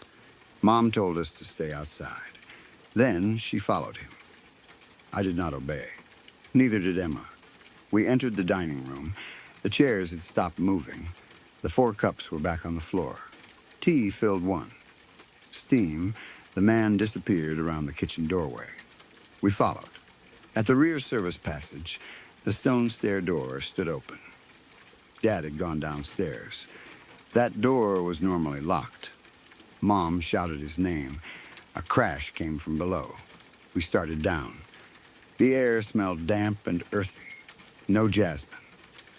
The first storage room was open. Dad stood inside holding a flashlight. One wall had partially collapsed near the floor. Not structurally. An old section of plaster had fallen away, exposing stone and a timber brace. Dad looked over. Get the kids upstairs. Mom asked what happened. He pointed at the wall. Something had been behind the plaster. A narrow wooden panel, not a door, more like part of an old built-in partition. Several deep cuts crossed it. Machete cuts. That was our assumption. Long diagonal gouges through aged wood. Some were old enough to have darkened almost black. Others looked lighter. Dad touched one. Fresh splinters fell. My father said he had heard chopping after coming downstairs. He thought somebody was in the storage room. He opened it. Nobody. Then part of the plaster fell. That exposed the cut panel. He had been examining it when we arrived. Mom looked at him. We're leaving tonight. Dad started to argue. Then another chop sounded. Behind the wall. Not a tap. Not settling. A heavy blade striking wood. Emma screamed. Murphy barked upstairs. Dad raised his flashlight. Second chop. A new split appeared through the panel from the opposite side. Fresh, pale wood. Dad stopped. Nobody was behind the visible section. The masonry wall was directly beyond it. At least that was what the layout suggested. Third impact. The blade broke through. A machete tip emerged between two boards. We all moved backward. The metal withdrew. Dad shouted outside. Nobody argued. We left. We stayed at a hotel for 2 nights. That should have been the end of our time at Claremont. It wasn't. My father returned with the landlord and 2 workers. In daylight, they removed the old panel. Behind it was masonry. No hidden room. No cavity large enough for a person. The workers found several old machete cuts. They assumed laborers had reused damaged lumber during repairs decades earlier. The fresh-looking cut bothered Dad. The landlord said wood could remain pale under plaster. Reasonable, Dad did not tell him we watched a blade come through. We moved back because our remaining lease was short and nothing had physically attacked anyone. Mom hated the decision. I think Dad hated it too. At that point, staying was less about skepticism. It was about pride. He did not want fear making the decision for him. 2 weeks later, he finally admitted that. Mom told him pride was also fear making a decision. That conversation changed him. He called my grandmother. He apologized for not talking to Grandpa before he died. There was nothing she could do with that apology, but he made it anyway. He started packing. The final incident happened before we could leave. It was a Saturday afternoon. Bright, hot, no storm. No power outage. No dramatic weather. Mom and Emma were sorting clothes in my parents' bedroom. Dad and I were packing dishes in the dining room. Murphy slept on the gallery. The tea room was already empty except for the built-in cabinet. We had boxed every cup, every saucer, every serving piece. At around 4, the jasmine smell filled the dining room. Dad stopped wrapping a plate. I looked at him. No, he said it quietly. Then the tea room cabinet opened. Both glass doors. Inside was empty. A cup appeared on the shelf. I do not mean we looked away and found it there. I watched it come into view, not materialize from air. It slid forward from the darkness at the back of the cabinet. Except there was no darkness behind the cabinet. It was built against the masonry wall. The cup moved onto the shelf. Then a saucer. Another cup. Another saucer. 4 place settings. Dad backed away. Get your mother. I turned. A chair scraped behind me. All 4 dining chairs were pulling out. The round tea table had been removed months earlier. It was still in the storage shed. The dining table became the center of whatever was happening. A folded white cloth appeared across its surface. Long, narrow, not ours. Then a silver-colored tray slid from the tea room onto the dining floor. It moved by itself. Dad stared. The tray stopped near his feet. Its polished surface reflected the ceiling. Then the reflection changed. A man sat at the dining table, only in the tray. I looked up. No one occupied the chairs. I looked down again. He remained in the reflection. A white man in a light formal coat. Older, thinning hair. Straight-backed. His face was covered from forehead to chin by a starched white dinner napkin. The cloth had been pulled tight against his features. I could see the bridge of a nose underneath, mouth shape. The napkin moved inward when he breathed. 2 teaspoons held the fabric at the temples like pins. I could not see his eyes. The reflected man raised one hand. A chair moved in the real room. Dad stepped away. The reflected figure tapped the table. Once, the jasmine smell became unbearable. Then, Mom screamed from the bedroom wing. We ran. Emma was gone. Mom stood in the hallway holding one of my sister's sandals. She was right here. We searched. Bedroom, bathroom, my room. Kitchen. No Emma. Dad shouted her name. A child laughed from the dining room. We ran back. Emma sat in one of the dining chairs. I still do not know how she got there without passing us. She looked calm. The white cloth lay across her lap. In front of her was a cup. Tea steamed inside. Dad moved toward her.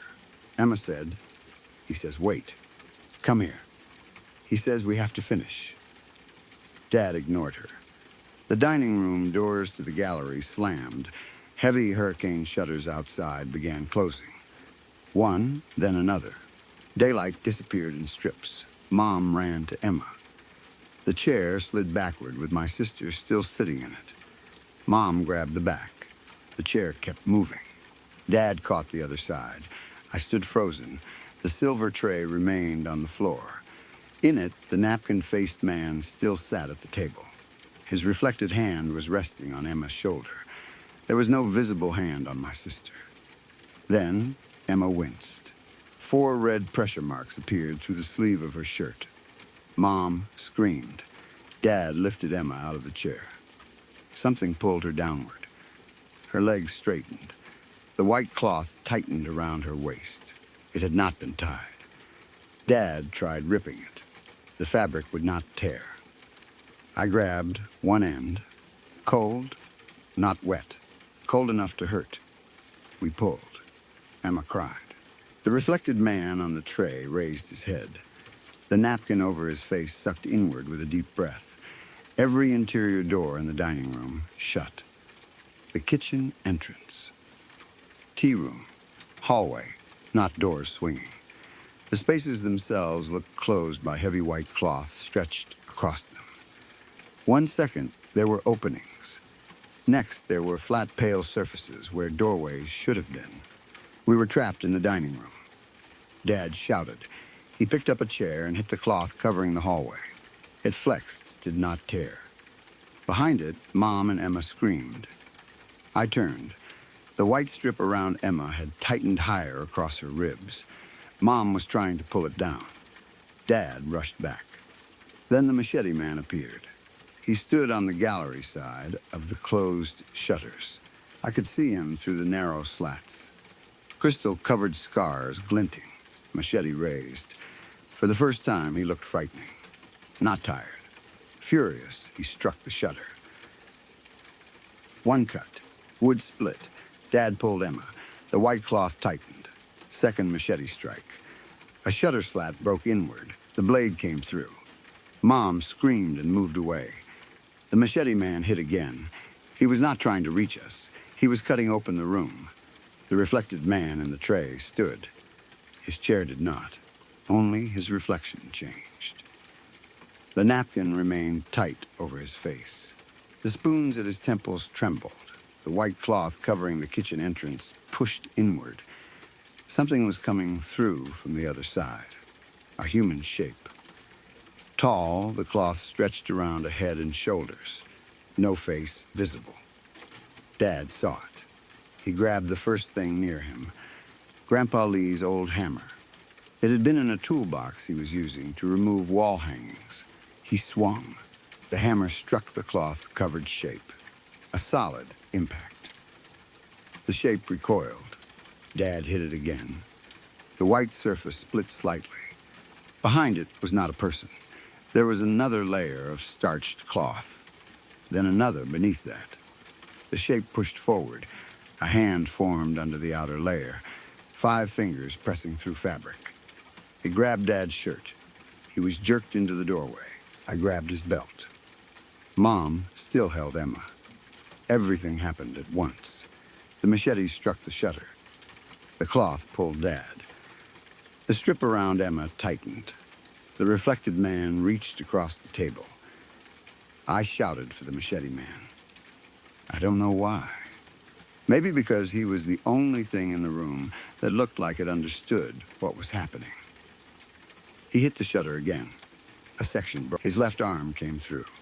Then his shoulder. Dad's shirt tore. I lost my grip.